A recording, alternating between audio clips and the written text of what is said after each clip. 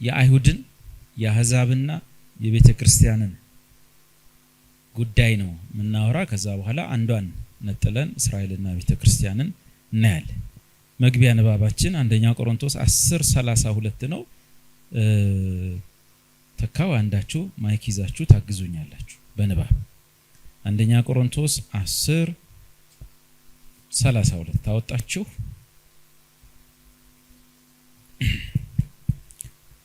እኔ ደግሞ ብዙዎቹ ይድኑ ዘንድ ለጥቅማቸው እንጂ ራሴን ጥቅም ሳልፈልግ በሁሉ ነገር ሰውን ሁሉ ደስ እንደማሰኝ ለአይሁድ ለግሪክም ሰዎች ለእግዚአብሔር ቤተክርስቲያንም ማሰናከያ ትሁኑ ይላል።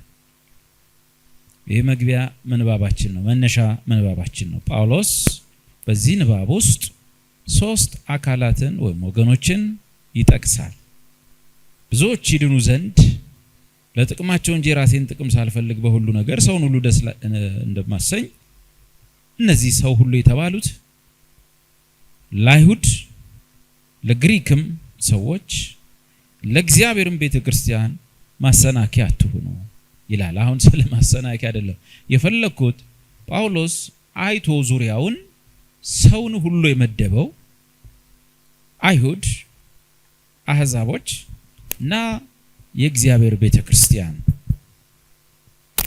ብሎ ነው። በኦሪቱ ሁለቱ ወገኖች ይታወቃሉ፣ አይሁድና አሕዛቦች። ቤተክርስቲያን ማናት? ቤተክርስቲያን ከሁለቱም ውስጥ በኢየሱስ ክርስቶስ ያመኑ ሰዎች ማህበር ነች። ቤተክርስቲያን አይሁድ ስለሆነ አይሁን የሕያው እግዚአብሔር ቤተክርስቲያን ሊሆን አይችልም። አሕዛብም ደግሞ የሕያው እግዚአብሔር ቤተክርስቲያን ውስጥ ከመግባት የሚያግደው ነገር አይኖርም። ሰዎች ሁሉ እንዲህ ናቸው።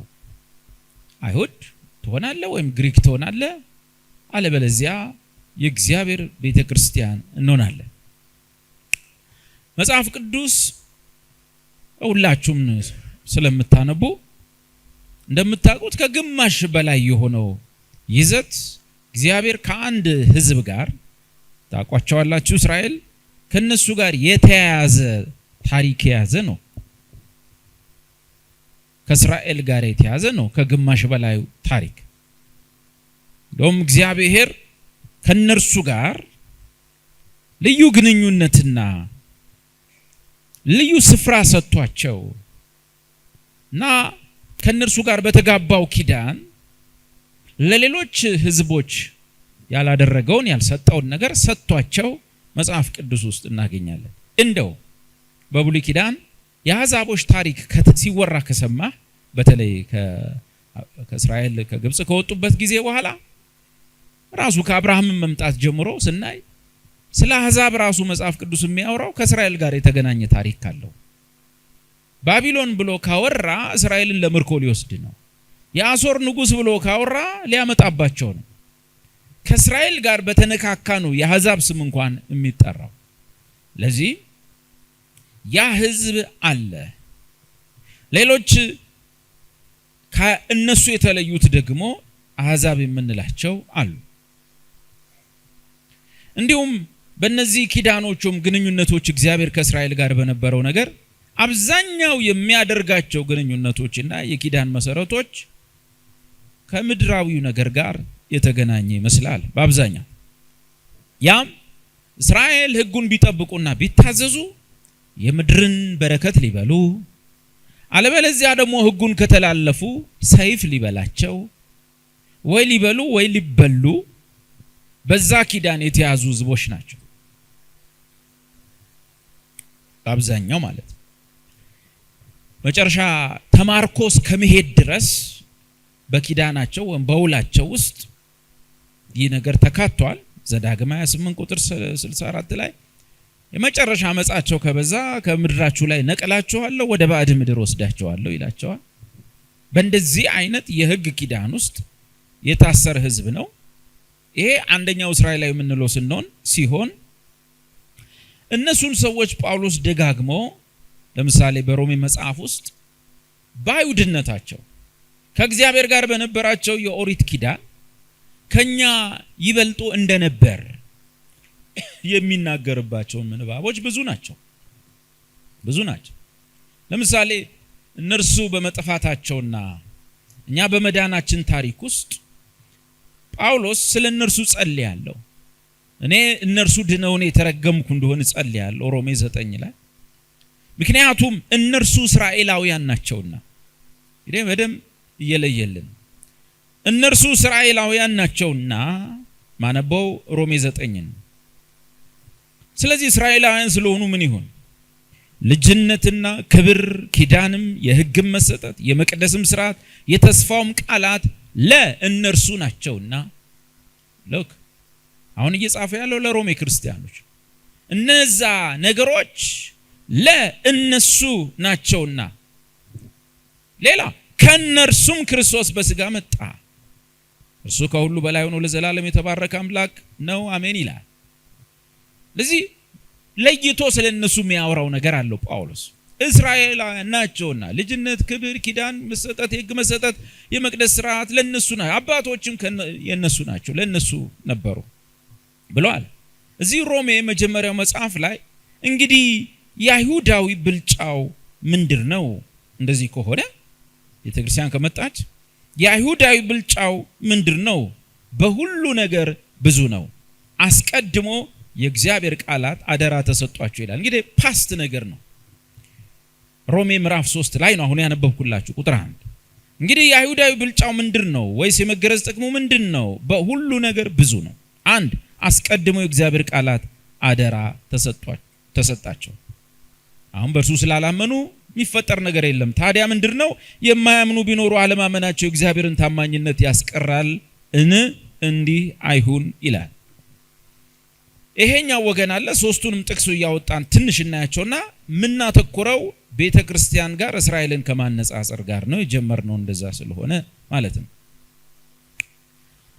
አንድ ሰው መጽሐፍ ቅዱስን እያጠና ሲሄድ ከአሕዛብም ከእስራኤልም በአንዳንድ ነገር የምትለይ ሌላ አካል አግኝቷል። ቆሮንቶስ መጽሐፍ ላይ ማንኛውም ሰው ሲያጠና የሚያገኛት አካል ተብላ ጠዋት የገለጥናት አካል የተባለችው እሷም የሕያው እግዚአብሔር ቤተክርስቲያን ነች። ይህች የእግዚአብሔር አካል ከእግዚአብሔር ጋር በክርስቶስ ደም ላይ የተመሰረተ ግንኙነት አላት፣ ህብረት አላት። በኮርማዎች፣ በፍየሎች፣ በጥጆች ደም የተመሰረተ አይደለም። የሚለይ ነገር አለ። እዚህ ቤተክርስቲያን የምትባለው ጋር ስንመጣ ቀድሞ የነበረው መለያየት አሕዛብና አይሁድ የሚባለው ይቆማል፣ ይቋረጣል። እዚህ ቤተክርስቲያን ጋር ስንመጣ ከአብርሃም በስጋ ዘር በተፈጥሮ በተገኘ ከስጋ ዘር ብቻ ከመፈጠር ይልቅ አይሁድም ይሁኑ አሕዛብ ያለ ልዩነት አንድ አካል የሚሆኑበት፣ ሁለቱም በክርስቶስ በማመን ወደዚህ ህብረት የሚገቡበት ማህበር ነች ቤተክርስቲያን። ይሄ ከቤተክርስቲያን ጋር ያለው ግንኙነት ከስጋ ዘር ተዋረድ ወይም የአብርሃም ልጅ ነኝ በሚል ወይም በመገረዝ ብቻ ሰው የሚገባበት አይደለም። ወይ ደግሞ በሙሴ ዘመን እንደተሰጣቸው ተስፋ የምድርን በረከት ትበላላችሁ እንደተባለ ቤተክርስቲያን በምድራዊ ነገር በምግብ በልብስ ወዘተ ረክታ እንድትኖር አልተፈቀደላትም። እናም እስራኤል ከምድራዊ ነገሮች ጋር በጣም የተሳሰረች እንደተያዘች ሁሉ ቤተክርስቲያንም ከመንፈሳዊና ከሰማያዊ ነገር ጋር የተቆራኘች ነች፣ የተገናኘች ነች። ይሄ ተነግሯታል ለቤተክርስቲያን። በተጨማሪ እነዚህ ቅዱሳት መጻሕፍት እስራኤልም ሆነ ቤተክርስቲያን በዘላለም ውስጥ የነበሩ አይደሉም፣ በጊዜ ታይም ውስጥ የመጡ ናቸው። ጠዋት እንዳየ ነው የቤተክርስቲያን በአሕዛብና በአይሁድ የተገለጠችው ቤተክርስቲያን በበዓለ ሃምሳ አንድ አካል በሚያደርግ የመንፈስ ቅዱስ ጥምቀት የተገለጠች ነች። ምክንያቱም ክርስቶስ በምድር ላይ በነበረበት ጊዜ እሷኛውን አካል እንደሚሰራ ጠዋት አይተናል። ቤተክርስቲያንን በዚህ ቻለት ላይ ይሰራለሁ ብሏል። ስለዚህ ይሰራለሁ ለመጪው ጊዜ ነው እና አይሁድ እና አሕዛብ አንድ ሆነው የሚገለጡበት ነገር በኢየሱስ ክርስቶስ ሞት፣ ትንሣኤ፣ በዳግም ልደት የእግዚአብሔር ልጅነት በመቀበል ግንዱ ላይ የነበሩት ካመኑ ይቀጥላሉ፣ ካላመኑ ወድቀው ይሰበራሉ። አህዛቦች ሆነን ደግሞ መተን እንገጠማለን። ይሄ በኤፌሶን 3 ላይ ጧት እንዳነበብነው ወይም እንዳጠናነው ጳውሎስ ቀድሞ ከነበሩት ትውልዶች ተሰውሮ የነበረ ሚስጥር ነው። ይሄውም አይሁድና አህዛብ በአንድ አካል መሆናቸው። በአንድ አካል ሆነው ከሁለቱ አንድ አዲስ ሰው ተሰርቶ በአንድ አካል ሆነው እግዚአብሔርን የሚወርሱበት። ርቃችሁ የነበራችሁ አህዛቦች ቀርበውም የነበሩት አይሁድ ሰላምን የምስራች ተብሎ ተሰበከ። በሁለታችሁ መካከል የነበረውን በትእዛዛት የተጻፈውን አትንኳ አትነካኩ የተባለውን እሱኛውን ትእዛዝ ሽሮ በስጋ ሰውነት ሽሮ ከሁለቱ አንድ አዲስን ሰው በራሱ ፈጠረ። ያ አንድ አዲስ ሰውነት መጽሐፍ ቅዱስ ክርስቶስን ከሙታን አስነሳው፣ ለቤተ ክርስቲያን ራስ እንዲሆን ሰጠው። እርሷ ደግሞ ሁሉም በሁሉ የሚሞላ የእርሱ ሙላቱ ነች የተባለው። አሁን ሶስቱንም አህዛብንም እስራኤልንም ቤተ ክርስቲያንንም የሚገልጡ ጥቅሶች ትንሽ ከዛም እናይና እስራኤልና ቤተ ክርስቲያን የምናነጻጽርባቸው ነጥቦችን አሁን እናነሳለን። አይሁድን በተመለከተ ሮሜ 9:4 አንብልኝ። ሮሜ 9:4 ቅድም አንብየዋለሁ። እነርሱ እስራኤላውያን ናቸው፣ ልጅነትና ክብር፣ ኪዳንም፣ የሕግ መሰጠትም፣ የመቅደስም ሥርዓት፣ የተስፋውም ቃላት ለእነርሱ ናቸውና አባቶችን። አሁን 4 ላይ ሄነን አየን አይደል? እነርሱ ምኖች ናቸው? እስራኤላውያን ናቸው። ኦኬ፣ በዚህኛው ኪዳን ውስጥ እንዴት እንቁጠር? እንዴት እናስብ? ቁጥር 6 ነገር ግን የእግዚአብሔር ቃል የተሻረ አይደለም፣ እነዚህ ከእስራኤል የሚወለዱ ሁሉ እስራኤል አይደሉም፣ የአብርሃምም ዘር ስለሆኑ ሁላቸው ልጆች አይደሉም። ነገር ግን በይስሐቅ ዘር ይጠራል አልተባለም? የተስፋ ቃል ልጆች ዘር ሆነው ይቆጠራሉ እንጂ እኛ ማለት ነው እነዚህ የሥጋ ልጆች የሆኑ የእግዚአብሔር ልጆች አይደሉም ማለት ነው። በደንብ ያዟቸው። እስራኤል የሚባል አለ፣ ብሔራዊ እስራኤል ስለሆነ አሁን እንዴት እንቁጠረው? እንዴት እናስበው? እነሱን በተመለከተ እግዚአብሔር ቃል ሊሻር አይችልም። እነዚህ ከእስራኤል የሚወለዱ ሁሉ እስራኤል አይደሉምና የአብርሃም ዘር ስለሆኑ ሁላቸውም ልጆች አይደሉም። የማን ልጆች? ነገር ግን በይስሐቅ ዘር ይጠራልሃል ተብሎ ተባለ። ይህም የተስፋ ቃል ልጆች ዘር ሆነው ይቆጠራሉ እንጂ እነዚህ የሥጋ ልጆች የሆኑ የእግዚአብሔር ልጆች አይደሉም። ይሄ ፍጥረታዊውን እስራኤልን እንደወረደ በተመለከተ አህዛብን ይዋቸው። ኤፌሶን 2:11 ላይ አህዛብ ኤፌሶን 2:11 ምን ይላቸዋል? ለምሳሌ እኛን የድሮ ነገራችንን ሲያስታውሰን፣ ስለዚህ እናንተ አስቀድሞ በሥጋ አህዛብ የነበራችሁ፣ ፓስት ነው ያለፈ ነገር ነው፣ የነበራችሁ ነው የሚለው። አሁን እዚህ መካከል አህዛብ እስራኤላዊ ፈላሻ ነኝ እንደዚህ ነኝ ማለት አይቻልም። ግን አስቀድሞ አህዛብ የነበራችሁ ይልና ቀድሞ አህዛብ በነበርን ሰዓት ወይም የአህዛብ ባህሪ ምን ይመስላል? ሮሜ ላይ ያለ የአህዛብ ባህሪ ያለ ከስነ ምግባር አንጻር፣ ይሄ ደግሞ ከመሲህ ተስፋ አንጻር የእግዚአብሔር ወገን ከመሆን አንጻር አህዛቦች ቀድሞ ምን ይመስሉ ነበረ? አንድ በስጋ በእጅ በተገረዙት ወይም በእስራኤል ያልተገረዙ እንባል ነበር። 2 በዚያ ዘመን ከእስራኤል መንግስት ርቀን ነበር። ቁጥር 12 ላይ 3 ለተስፋው ቃል ኪዳን እንግዶች ነበር። 4 በዚህ ዓለም ተስፋን አተን የመሲህ ተስፋ ወይም ከእግዚአብሔር ጋር ህብረት አተን ከእግዚአብሔር ተለይታችሁ ያለ ክርስቶስ ወይም ያለ መሲህ ተስፋ ነበራችሁ። አሁን ግን ብሎ ያመጣናል። እናንተ በፊት ርቃችሁ የነበራችሁ እስራኤላውያን ያልነበራችሁ የተስፋ ቃል አባቶች የሌሏችሁ የመቅደስ ሥርዓት ያልተሰጣችሁ እናንተ በክርስቶስ ደም ቀርባችኋል። እርሱ ሰላማችን ነውና በማንና በማን መሃል? አቤት እርሱ ሰላማችን ነውና በመካከል ያለውን የጸብ ግድግዳ በስጋ ያፈረሰ። በማንና በማን መካከል ያለ የጸብ ግድግዳ? በሰውና በእግዚአብሔር መሃል፣ በሁለቱ ወገኖች መሃል፣ በሰውና ሰው መሃል፣ በአሕዛብና በአይሁድ መካከል የነበረውን የጸብ ግድግዳ አፈረሰና ከሁለቱ አንድ አዲስን ሰው ይፈጠር። እኔ የፈለኩት አሕዛብ የጥንት መንፈሳዊ ባህሪያቸው ይመስላል ያለ ክርስቶስ ከተስፋ ጋር ርቀው እንዲሁ የስነ ምግባር ባህሪያቸውን ሮሜ ላይ ስላለ ማለት ነው። ቤተክርስቲያን ደግሞ እዚሁ ኤፌሶን 1 ቁጥር 22 ላይ ኤፌሶን 1:22 ክርስቶስ ከሙታን ከተነሳ በኋላ ምንድነው የሚለው?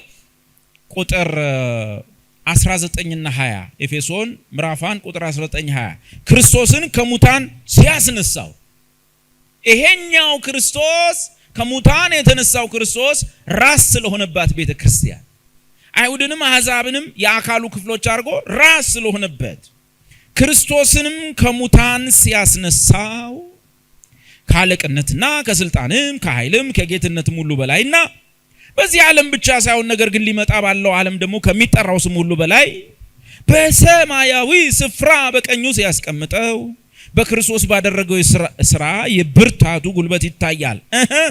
ሁሉንም ከእግሩ በታች አስገዛለት፣ ከሁሉ በላይም ራስ እንዲሆን ለቤተ ክርስቲያን ሰጠው። ከምን ካስነሳው በኋላ?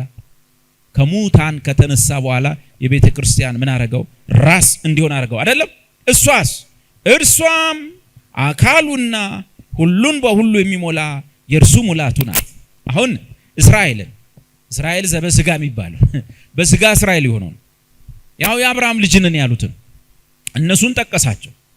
አሁን እነሱ ልጅ ስለሆኑ የእግዚአብሔር ልጆች ሊሆኑ አይችሉም። አንድ ወገን ናቸው። አይሁድንም ማነው አሕዛብንም አየናቸው። አሕዛብ ድሮ ባህሪያቸው የነበር የሕይወት ሥርዓታቸው ይሄ ነበር። ሮሜ ላይ ከእንደገና ከመንፈሳዊነት ከተስፋ ቃል አንፃር ኤፌሶን ላይ ያየናቸው ናቸው። ቤተ ክርስቲያንስ እሷ ግን የእርሱ አካሉና ሁሉን በሁሉ የሚሞላ የእርሱ ሙላቱ ናት።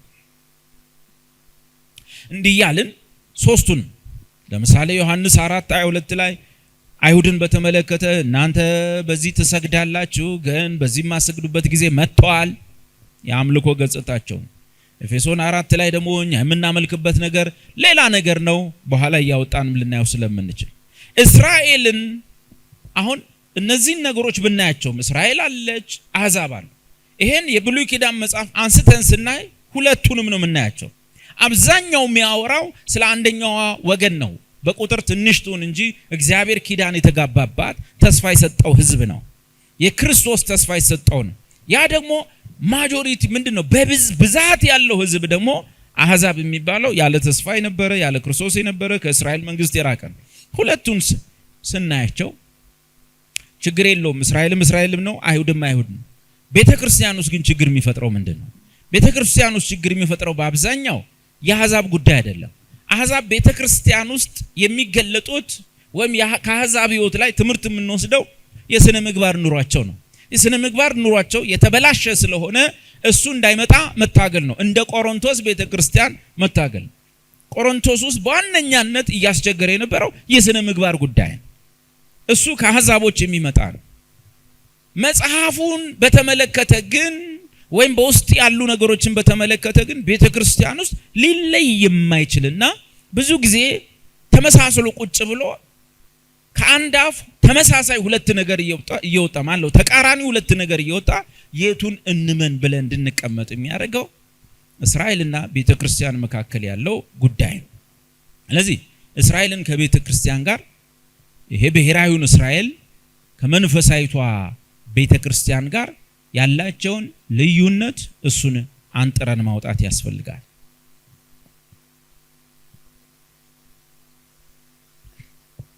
ልዩነታቸውን ማለት ነው። የመጀመሪያው እስራኤልና ቤተክርስቲያን ያላቸው መጀመሪያ ልዩነት በጣም እዚህ ስናወራ ለይተን ማውራት ያለብን ነገር ማለት ነው። ጥሪን በተመለከተ ጥሪያቸው ልዩነት አለው።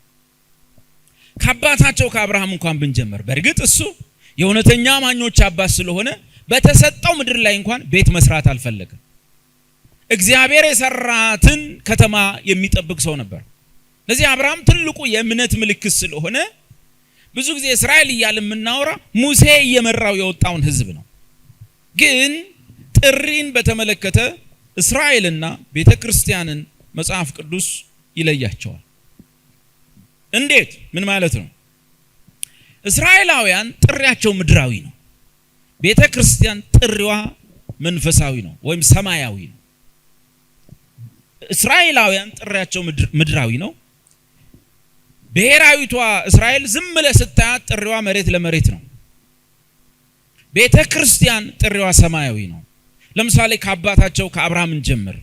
በስጋ አባታቸው ከሆኑ ቅድም በስጋ አባት የሆነውን አብርሃም ይለነሱ ማለት ነው። ዘፍጥረት 12 ቁጥር 1 ላይ ጥሪውን ተመልከቱ። እግዚአብሔርም አብርሃምን አለው ከሀገር ከዘመዶች ከቤተሰብ ሁሉ ተለይተ እኔ ወደማሳይ ሰማይ ውጣ። ዝም ብለው የሚሰሙኛሉ። ጌታ ይባረካችሁ። ምንም አይቀየሙኝም እነዚህ። እግዚአብሔር አብርሃምን አለው ከሀገር ከዘመዶች ከቤተሰቦች ወይም ከአባት ቤት ተለይተ እኔ ወደማሳይ ምን ውጣ? ኦኬ ምድር ውጣ። ዘፍጥረት 12 ከዛ እንደምናቀው አብርሃም ከኡር ምድር ወጣ፣ ወደ ካራን ምድር ገባ። ከካራን ምድር ወደ ከነዓን ምድር ወረደ። ከከነዓን ምድር ወደ ግብጽ ምድር ወረደ። ከግብጽ ምድር ተመልሶ ከነዓን ምድር ገባ። ይሄ ነው ዙረቱ፣ ይሄ ነው። ግን አብርሃም ከቤተ ክርስቲያን ጋር ወይም ከኛ ጋር የሚነካካበት የእምነት ታሪኩ ግን ሌላ ነው። የሚገርም ነው። አብርሃም እግዚአብሔር ይሄ ሁሉ እስከ ባህሩ ዳርቻ ያለ አይን እንዲያይቶ ማይጨርሰው ምድር ሁሉ ያንተ ነው አለው። እኔ በጣም የሚገርመኝ አብርሃም በአዲስ ኪዳን የተገለጠውን መንፈሳዊ በረከት ሲናፍቅ በአዲስ ኪዳን መንፈሳዊ በረከት የተሰጣቸው ሰዎች አብርሃም ተሰጥቶት የነበረውን የመሬቱን መፈለጋቸው። የመሬት ተሰጠው፣ ይሄ ሁሉ ያንተ ነው ተባለ። እስከ ባህሩ ድረስ ያንተ ነው፣ አይን በቃ እስከሚያው ድረስ ያንተ ነው ተባለ። ግን እግዚአብሔር በሰጠው መሬት ላይ ምድር ላይ አብርሃም እንደ መጻተኛ ድንኳን ተክሎ ቁጭ አለ። ይስሐቅ አባታችን ሰው ሁሉ ከየሀገሩ እየመጣ በእኛ መሬት ላይ ቤት ይሰራል፣ ያንጻል። እኛ ድንኳን ውስጥ ነው እስካሁን የምንኖረው እንዳሰሩ። ያዕቆብ ይመጣል፣ አያቴ እንዴት ነው ነገርየው? በእኛ መሬት ላይ ሀገር ሁሉ ቤት ሰርቶ ተደላሎ እየኖረ ነው፣ እኛ ድንኳን ውስጥ ነው የምንኖረው። ዕብራውያን መጽሐፍ ምዕራፍ 11 አብርሃም በእምነት እንደ መጻተኛ ተቀመጠ። ለምን? አብርሃም የእምነት አባታችን፣ አብርሃም በሩቅ ያለውን ዘር ያየው፣ አብርሃም የናፈቀው ለኛ ለክርስቲያኖች የተዘጋጀው በእግዚአብሔር የተሰራችን ከተማ ይናፍቅ ነበርና እግዚአብሔር ውረሳት ብሎ በሰጠው መሬት ላይ እንደ መጻተኛ ተቀመጠ። የመሬት ሲሰጠው ሰማይ ነፈቀ። ክርስቲያኑ ደግሞ በሚያሳዝን ሁኔታ የላኛው ሲሰጠው ለአብርሃም የናፈቀው ነገር ለክርስቲያን ሲሰጠው አብርሃም የተውን ነው የሚፈልገው። አብርሃም የናቀውን ነው የሚፈልገው። ማለት ከጸለየም ከተከተለም የጌታ ደቀ መዝሙር ከሆነም ጌታን ፍለጋ ይሁን ምን ፍለጋ እንደሆነ በማናውቀው ሁኔታ በየቦታው ከዞረ የሚፈልገው አብርሃም የተውን።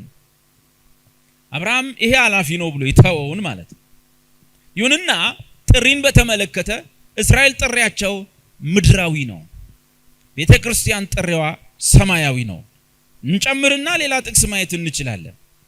ለምሳሌ ዘዳግም ምዕራፍ 8 ላይ ከቁጥር 7 ጀምሮ እስራኤልን ራሱ የአብርሃምን ልጆች ከ430 ዓመት በኋላ ከበዙ በኋላ እግዚአብሔር ምንድነው ያላቸው? ዘዳግም ምዕራፍ 8 ከቁጥር 7 ጀምሮ ከ7 ጀምሮ ልጀምር። አምላክ እግዚአብሔር ይወላችሁ እስራኤል ማለት በሙሴ የተመራ መጣ፣ ምድረ በዳ ላይ ቆመ። እግዚአብሔር እንደዚህ ያላቸው አምላክ እግዚአብሔር ወደ መልካም ምድር ከሸለቆና ከኮረብታ የሚመነጩ የውሃ ጅረቶችና ፈሳሾች ምንጮች ወዳሉባት ምድር ልክ ጆቫ ትነሶች ሚስሉስ ስላይታቸው በጣም የሚያምር ፏፏቴ ምናምን የተፈጥሮ ወይም ጂኦግራፊካል ብሌሲንግ ያለበት ሸለቆ፣ ኮረብታ፣ ከኮረብታ የሚመነጩ የውሃ ጅረቶች፣ መናፈሻ የሚመስሉ ነገር፣ ፈሳሾች፣ ምንጮች ወዳሉበት መልካም ምድር። ቀጥሎ ደግሞ በእህል የተትረፈረፈ ምድር። ይሄን የምጠቅስላችሁ አውቄ ነው። አሁን ሰው ሁሉ የሚያብደው በዚህ ነው። ሰው ሁሉ የሚዞረው በዚህ ተስፋ ነው። ለምን? ጥቅስ አለ። ለማን የሰጠው? ለእስራኤል። እስራኤል የማን ህዝብ ነው? የእግዚአብሔር ህዝብ ነው። የማን ማህበር ነው? የእግዚአብሔር ማህበር ነው። እና እዚህ ቢመጣስ እንደወረደ ጥሪ ልዩነት አለ። የውሃ ጅረቶችና ፈሳሾች ምንጮች ወደሚወድ ይሄ ጂኦግራፊካል ብሌሲንግ ነው። ቀጥሎስ የተትረፈረፈ ያው ሆድ ለመሙላት የሚሆን የእህል በረከት ምን? ስንዴ፣ ገብስም፣ ወይንም፣ በለስም፣ ፍራፍሬ ጀመረ። ሮማን፣ ወይራም፣ ማርም በስማ ወደ ሞሉበት ምድር። ይሄ ነው የሚያስጮን እኮ ይሄ ሰው እኮ ቸርች በዚህ ጥቅስ ቸርች ይከፍታል። ምን ልላችሁ ነው? ይሄንን አመቱን ሙሉ ይሄን ሊያወራ ቸርች ይከፍታል። ይሄንን ነገር አመቱን ሙሉ ሊጸልይ ህዝብ ይሰበስባል። የሚገርመኝ ነገር ህዝቡ ጢም ይላል። ከዛ በኋላ ይሞክረዋል። ከዛ በኋላ ይሄዳል፣ ይቀይራል። ምን ነው እዛ በፊት የምትሄድ እባክህ እሱ ሌባ ነው። አሁንም የሄድከው ወደዛው ነው። ከዛ ይሄዳል፣ ይሞክራል። ምን በዘዳግም 8 ከቁጥር 7 ጀምሮ ባለው ነው አብዛኞቹ ካሪዝማቲክ ቸርቾች መሰረት አድርገው የሚጀመሩት። ህዝቡም እነዚህ ሊሰበስብ ሰውየውም ይሄንን ነገር ሰጣቸዋለሁ ሊል ይጠራቸዋል። ቤተ ክርስቲያን ለእንደዚህ አይነት ነገር አልተጠራችም። ይኸውላችሁ ፍራፍሬ ይጀምራል። ሮማን፣ ወይራ፣ ማር የሞሉበት ምድር። ቀጥሎሳ እዩ በቃ አንድ ሰው እግዚአብሔር ባረከው ሲባል አንድ እስራኤላዊ በስማም ተባረከ እኮ እግዚአብሔር ጎበኘው እኮ ሲባል ሰውየውም ዛሬ ምስክርነት አለኝ የምመሰክረው ነገር አለ ብሎ ሲወጣ ማለት ነው። ምን ሆኖ እንደሆነ ታውቃላችሁ? ሳይጎርልህ እንጀራን ወደምትበላባት አንዳችም ወደማታጣባት ምድር። ይሄ ሲሞላ ማለት ነው ህይወታቸው። ተባረከ ሲባል ሰውየው ሆዱ ሞልቷል። እግዚአብሔር እኮ ጎበኘው። ለምስክርነት ሲወጣም እንደዛ ነው የሚለው። ቤቴ ባዶ ነበረ ድሮ፣ ምንም ጆንያ እንኳን የሚባል የለኝም።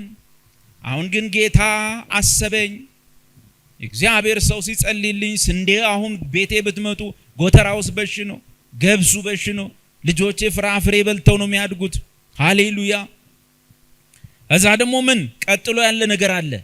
ይኸውላችሁ ማዕድናት የ5 ሚሊዮን ብር አልማዝ ሳይቀር ወደማታጣባት ምድር ድንጋይዋ ይኸውልህ ብረት ወደሆነ ከተራራዋ መዳብ ወደሚማስበት ምድር ማዕድናት። በቃ እዚህ ላይ ትልቅ የወርቅ ማረግ፣ ሸሚዝን ከፈት አድርገህ ትልቅ ሰንሰለት የወርቅ ማረግ። ከዛስ ጌታ ባረከኝ ማለት።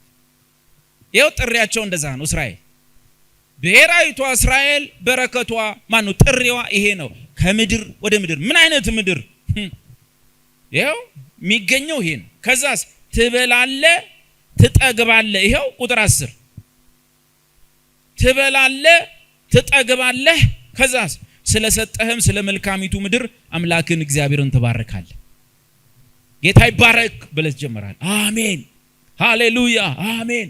እኔ ድሮ ጆንያ ላይ ነበር ምተኛው፣ ውጭ ነበር በረንዳ ላይ ምተኛው። ጌታ ባረከኝ። ዛሬ ግራውንድ ፕላስ 3 ያለኝ። አሜን በል። አሜን ኦኬ።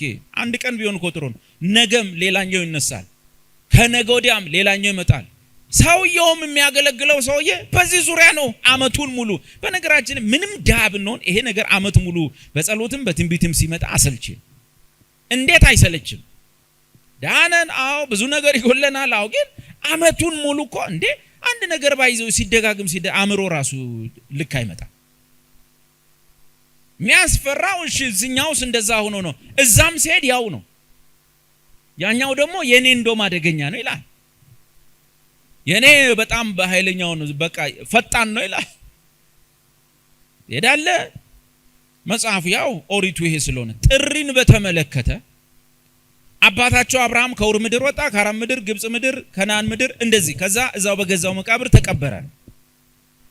እስራኤልንም ምድረ በዳው ላይ ካመጣቸው በኋላ ወደ ምድር ነው ማስገባችሁ ነው ያላቸው። ያቺ ምድር ደግሞ በረከቷ እላይ የተጻፈው ነው። ጂኦግራፊካል ብሌሲንግ አለ። የጆቫ ዊትነስ ስዕል ነው የምትመስለው። ከዛ በኋላ ደግሞ የጥራጥሬና የፍራፍሬ በረከት አለ። እህል በጆንያ። በነገራችን ላይ ሙስሊሞች እህል በጆንያ ቤታቸው አለ ቤታቸው ገበታቸው ሁሉ ፍራፍሬ ምናምን የሆነ ሙስሊሞች አሉ እንዴ? አሉ። በምን እንዴት ተባረኩ ማለት የትኛው ነብይ ጸልዮላችሁ እነዛ እንዴት አመጡ ብሎ እንኳን የሚጠይቅ የለም። ሰርቶ አዳሪ ናቸው ብሎ እንኳን የሚጠይቅ የለም። ጭራሽ ሰርተ ሞክር እንደነሱ ከማለት ይልቅ የነሱን ሀብት ሰጠውክ፣ የአሕዛብን ሀብቱ አወረስኩ፣ ወሰርኩ፣ ሰጠው። ቀምተ መስጠት ማለት እሱ ደግሞ መጽሐፍ ቅዱስ አይደለም። አምላክ አቶ የሰው ቀምቶ አይሰጥም፣ አይሰልብም ማለት ነው።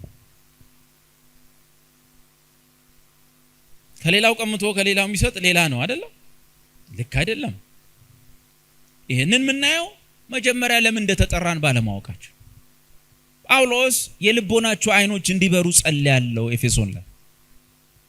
የልቦናችሁ አይኖች ሲከፈቱ መጀመሪያ የምታውቁት ነገር የመጥራቱ ተስፋ ምን እንደሆነ ታውቃላችሁ። በኢየሱስ ስም ስንዴ ምናምን ገብስ አሕዛብ እንኳን ሰርተው የሚያገኙት እግዚአብሔር የለም የሚለው ቻይና ጠግቦ የሚደፋው ኢየሱስ ሲባል አንገትን የሚበጥሰው ሳውዲ እና በእህል ነው የሚጫወተው። እኛ ይሄን የሚያክል ስም ይሄን የሚያክል ጌታ ሆድ ለመሙላት ስንዞርበት ቸርች በዛ ምክንያት ስትከፈት የለም እኮ ነገርየው ውርደት እኮ ነው። በነገራችን አመቱን ሙሉ ሳዱ ጠግቦ ክሬሙን እንደዛ የሚደፋው ብዙ ጊዜ እንደማወራው የኢትዮጵያ ውስጥ በአብዛኛው አፍሪካ ውስጥ የሚሰበከው ወንጌል በአብዛኛው ውጭ ሀገር ቢሄድ የሚሰማው የለም። ምን ላርግልህ? የቀበሌ ቤት ነው የምትኖረው? ምን ላርግልህ? ቤትን 3 ግራም ፕላስ እንት ላርግልህ? እዚህ በቃ እንጮሃለ ብሎ ነው ሰው የሚጮህ። 3 አርገው 2 አርገው ምናምን ተብሎ ይሄን ስብከት ሄደ አረብ ኤሚሬት ሳውዲ ብሰብከው የሚሰማል አለ? ሲጀመር የቀበሌ ቤት አለ እዛ? አንድ የለም። ሁለተኛ ስንት ላርግልህ? ስንት ላርግልህ አለኝ ነው የሚል። ፕላስ 3 ላርገው ሲል ፕላስ 3 ለአያቴ ለሚስቴ አያቴ የሰራሁላት ነው ይላል። ስለዚህ ሌላ ሀገር ሄደህ ልትሰብከው የማትችል ወንጌል የእግዚአብሔር ወንጌል ሊሆን አይችልም። በጎተራ ይገባል ምናምን ብትል ይሄንን ካናዳ ሀገር መስበክ አትችልም። እህል በሚደፉበት ሀገር ላይ ወተታቸውን ያለቡትን ወተት ተርፎ ለህዝቡ ምን እናርገው ብለው በቦቴ ጭነው ቦቴው ተሰልፎ እርሻ ላይ የሚረጨው ኔዘርላንድ እዛ ሄደ ማርና ወተት ብትል አይሰሙ። ራስ ጥገም መጀመሪያ ይሏል። ትላማታ አንድ ያየው ነበር፣ አንድ ሰው ያየው ነበርና በቃ ከፈትኩላችሁ ነው በቃ በኔጅ ነው የናንተ በረከት እያለ ሲናገር የነበረ ነው። የሆነም ቃለ መጠይቅ ላይም ቀርቦ ነበር። ከኔ ውጭ እግዚአብሔር የመጨረሻ ነብይ ነኝ ብሎ ትላንትና እንዲህ ብሎ መጣ። ወገኖቼ በዕዳ ተይዣለሁ፣ ቸርቹን የከፈትኩት ከቪዥን ፈንድ ተበድሬ ነበር፣ ባካችሁ ንገሩልኝ። ለማን ነው? ልዩ ጩፋ ነው መሰለኝ። አሁን ለሱ ንገሩልኝ፣ ተቸግሬ ነው ያለሁት። ኦኬ ጠንቋይ ለራሱ አያቅ። የመጀመሪያ ቪዲዮቹ ግን ተወኝ ያንተ ኪስ በሱ እጅ የተያዘ ነው። የባንክ አካውንት ውስጥ ሚሞላውና ማይሞላው እንደሱ ያለ ነብይ ኢትዮጵያ ውስጥ የለም፣ በእኔ ብቻ ነው ብሎ የሚያስብ እንዲህ ብሎ ታጥፎ መጣ። የለም ምንድነው የዚህ ሰው ችግር? ምንድነው በሱ ስር የተታለሉ ሰዎች ችግር ሲባል የመጥራቱ ተስፋ ምን እንደሆነ አላዩ። የልቦናቸው አይኖች አልበሩምና እግዚአብሔር የሰጣቸው የመጥራቱ ተስፋ በእያንዳንዱ ቅዱሳን ውስጥ ያለ የርስት ክብር ባለጠግነት ስንዴ መስሏቸዋል። ወርቅና ብር እዚህ መዳብ የሚዝግ ከድንጋዋ መዳብ የሚማስባ ይሄ መስሏቸዋል። ብራስሌት ምናምን ባንተ ውስጥ ያለው የርስት ባለጠግነት ከዛ እንደሚበልጣታው በቀን ሰሞኑን ስንባል ክርስቲያን ሆኖ መንፈሳዊ ያልሆነ ትልቅ ነገር እኮ ነው መንፈሳዊ መባል። አንዱ ችግር የጥሪ ጉዳይ፣ ሁለተኛ በረከት። ብሔራዊ እስራኤልና መንፈሳዊቷ ቤተክርስቲያን በዋነኛነት የሚመሳሰሉበት ብዙ ነገር ስላለ እሱ ጋር አንመጣም። በዋነኛነት የሚለያዩበት ነጥብ በረከት ነው። ያው ብዙ ጊዜ ጠይቃለሁ፣ በቀጥታ በአዲስ ኪዳን ጌታ ይባርካችሁ የሚል ጽሑፍ አለ የለም? ከማቴዎስ እስከ ራዕይ በቀጥታ ጌታ ይባርካችሁ የሚል አለ የለም? የለም በሉ እንጂ የለም። ጌታ ይባርካችሁ የሚል የለም። 3 ጊዜ ባርኳቸው የሚልስ የለም? እጃችሁን አንሱና 3 ጊዜ ባርኳቸው ተባረኩ ነው ምንድን? ጌታ ይባርካችሁ አለ? ኦኬ። ጳውሎስ በሚጽፋቸው መልእክቶች ውስጥ ቃለ ምዕዳን አድርጎ ወይ መጀመሪያ ላይ ወይ መጨረሻ ላይ ጌታ ይባርካችሁ ተባረኩ ያለበት ቦታ አለ የለም አይደል? ኦኬ መጠየቅ አለብን። ለምን አቤት ይባርካችሁ ኃጢአት ነው አይደለም? አይደለም። ግን አዲስ ኪዳን በዋነኛነት የተነገረው እንዲሁኑ የተባለበት ነገር የተፈጸመበት ቦታ ምን ልላችሁ ነው? መንፈሳዊ በረከቶችን በተመለከተ እግዚአብሔር በክርስቶስ ኢየሱስ ባርኮናል። አሁን የነሱ በረከትን ቅድም ያልኳችሁ ነው በረከታቸው። መጀመሪያ ጥሪያችንን እናንብብ። እነሱ ከምድር ወደ ምድር ተጠርተዋል። እኛስ ዕብራውያን ምዕራፍ 3 ቁጥር 1 ስለዚህ ከሰማያዊ ጥሪ ተካፋዮች ሆናችሁ ቅዱሳን ወንድሞች ሆይ የሃይማኖታችንን ሐዋርያና ሊቀ ካህናት ኢየሱስ ክርስቶስን ተመልከቱ። ወደዚህ ምድር አውጥቼ እዚህ ምድር አገባቸዋለሁ ምድሩን አበላቸዋለሁ ተባሉ። እናንተ ግን እንደዚህ እንዳታስቡ። ከሰማያዊ ጥሪ ተካፋዮች የሆናችሁ ከላይኛው ጥሪ ተካፋዮች ሆናችሁ ቅዱሳን ወንድሞች የሃይማኖታችንን ሐዋርያና ሊቀ ካህናት ኢየሱስ ክርስቶስን ተመልከቱ። መሬት ለመሬት አትሂዱ፣ እባቡ ነው በሆድ ትሳባለ የተባለው። በረከት በተመለከተ አሁን አንበናል። በረከታቸው ከሸለቆች ከተራሮች ወደም ፏፏቴ ምናምን ወርቅ ብር ዳይመንድ ስንዴ ገብስ ሮማን ትርንጎ ምናምን ፍራፍሬ እነዚህ ያሉበት ምድር በረከታቸው ነው። እንደውም በአብርሃም ታሪክ ላይ የምናገኘው ነገር አለ። እርሱም እኔ አብርሃም ባሪያ ነኝ ይላል ዘፍጥረት 24 ላይ ባሪያው እግዚአብሔር ጌታዬን እጅግ ባርኮታል። እንዴት አድርጎ? እርሱም ታላቅ ሆነ በጎች ከብቶች ብርና ወርቅ ወንዶች ባሪያዎች ሴቶች ግመሎችና አህዮች እግዚአብሔር ሰጠው። እነዚህ የጠራውላችሁ ነገር ሁሉ ምድር ለምድር የሚቀሩ ናቸው።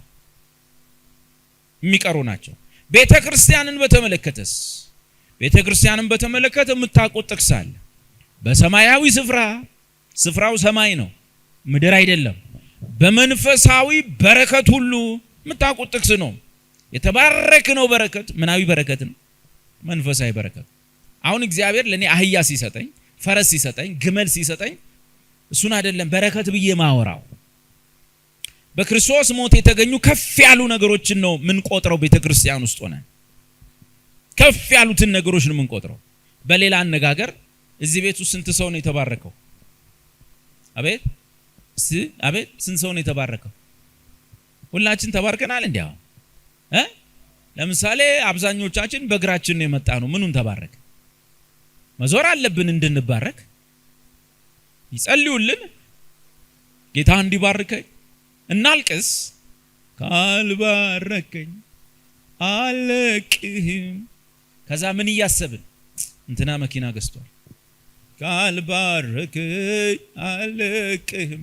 ምን እያሰብን እንትና ሱቅ ከፍቷል፣ እንትና ስልጣን አግኝቷል፣ እንትና ትልቅ ማዕድን እጁ ላይ ተሸክሞ እየሄደ ነው፣ የእንትና ቤት እህልና ጎተራ ምናምን ሞልቶ ተትረፍርፎ ለኔ ቢጤ ሁሉ ይፈሳል። እና ካልባረከ የምንለው እነዚህ ነገሮች ይዘን ቸርችም ስንመጣ ሰውየው የሚነግረን ይሄንን ነው።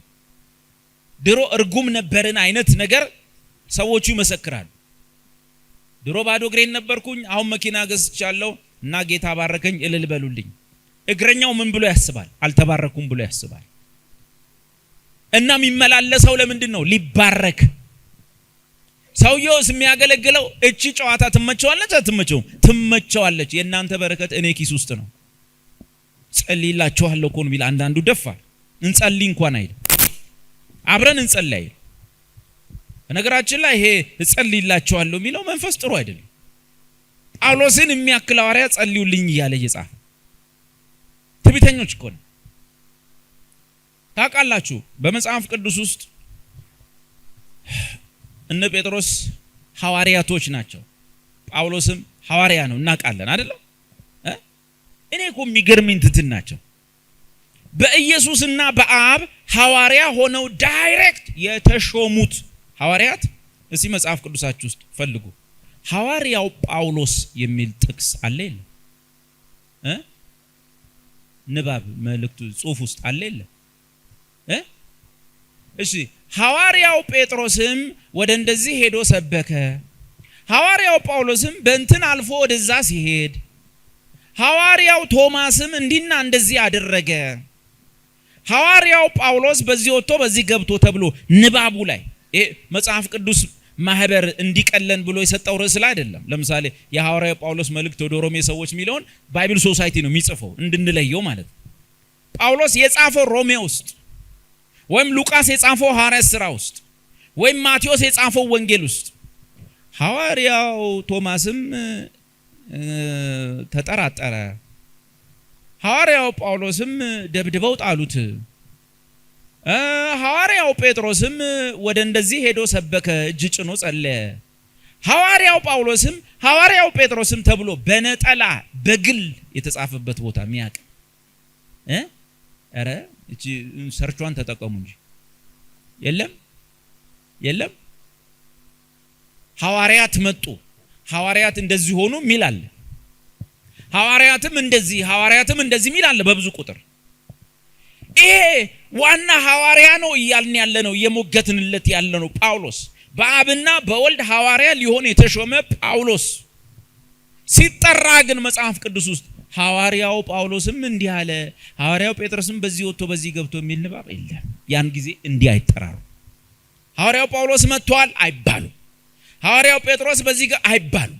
ሲጠራሩ ጳውሎስም እንደዚህ አረገ፣ ጳውሎስም በላይኛው ሀገር አቋርጦ ሄደ፣ ስምዖንም ተነስቶ እንደዚህ አለ፣ ያዕቆብም ተነስቶ እንደዚህ አለ፣ ዲዲሞስ የተባለው ቶማስም በዚህ ወጥቶ በዚህ ገብቶ።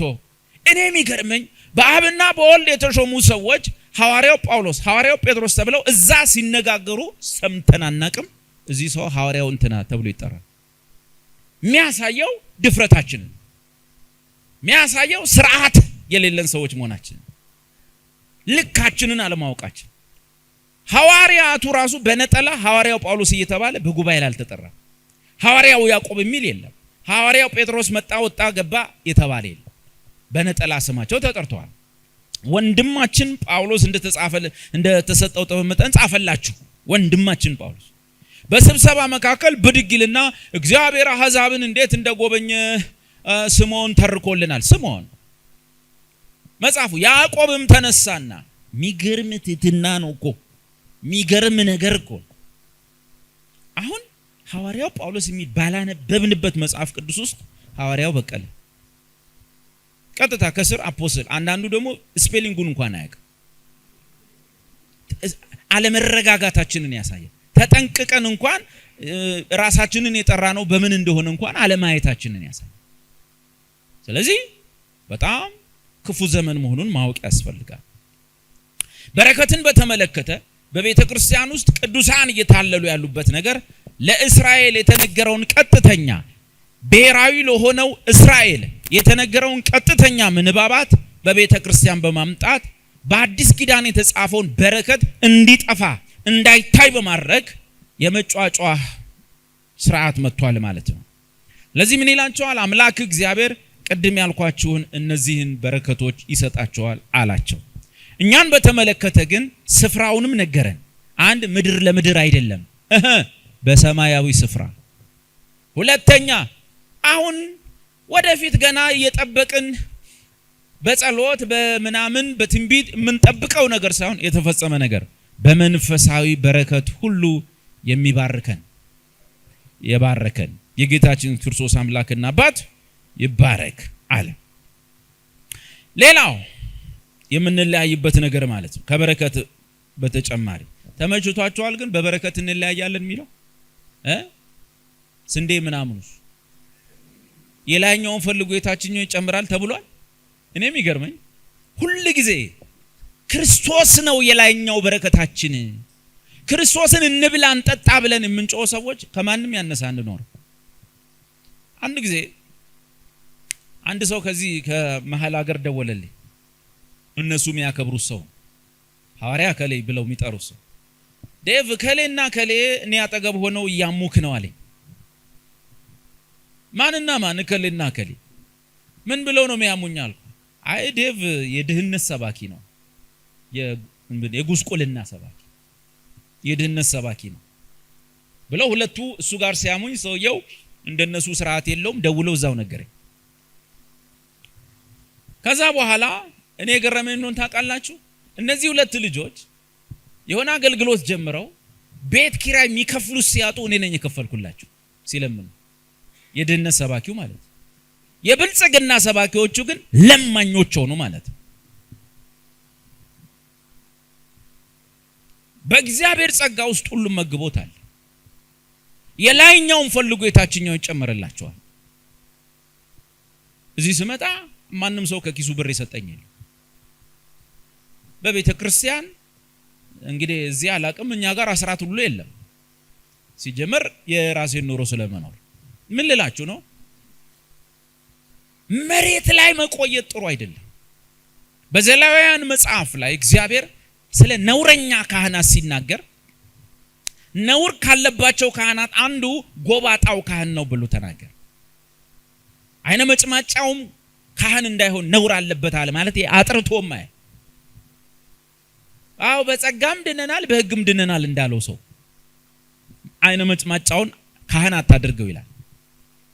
ሰውነቱ ላይ የሚያሳክክ ነው ምንድነው? ቦታው ላይ ከካም ነው የሚለው መድረኩ ላይ ብናወራም ስለተጻፈ ችግር የለውም።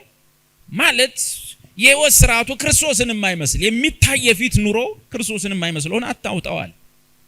ጉንዱሹንም አታውጣዋል። የጸሎት ሕይወት የሌለው አንካሳውንም አታውጣዋል። ወደ እግዚአብሔር ነገር የማይፈጥነውን ክርስቶስን የማይፈልገውን የማይጠማውን ሰው አላለና ጎባጣውንም አታምጣዋል። ጎባጣ ማለት ሰማይ ብርቁ የሆነ ሰው ማለት ሰማይን ለማየት የሚቸገር ሲሄድ መሬት ነው፣ ሲጸልይ መሬት ስለ መሬት ነው የሚያው የሚተነበየው ስለ መሬት ነው። እረ ቀና ብለህ በእናትህ ወደ ላይ እንዲህ ብታረገው ኮንፈረንሱ እንዳለቀ እንዲመለሳል። ገብቷል? ምንም ብታጠራው ማይጸዳው የመሬቱ ብቻ ሲሆን ጎባጣውን ካህን ነውረኛ ስለሆነ በእግዚአብሔር ገበታ ላይ እንጀራ እንዳያቀርብ ቁጭ ብሎ እንደ ህዝቡ እንጀራ ይብላ እሱ ግን እንዳያቀርብ ይላል በመጽሐፍ ቅዱሳችን ላይ። ሌላኛው የምንለያይበትን ነገር ለመጠቆም እንግዲህ አንድ ሁለት ነገር አየን መሰለኝ። የሕይወት ስርዓታችን ነው። የሕይወት ስርዓታችን ወይ በምድር ላይ ያለን ስፍራሽ እሱን የሕይወት ስርዓት በኋላ መጣበታል። በምድር ላይ ያለን ስፍራ በምድር ላይ ያለን ስፍራ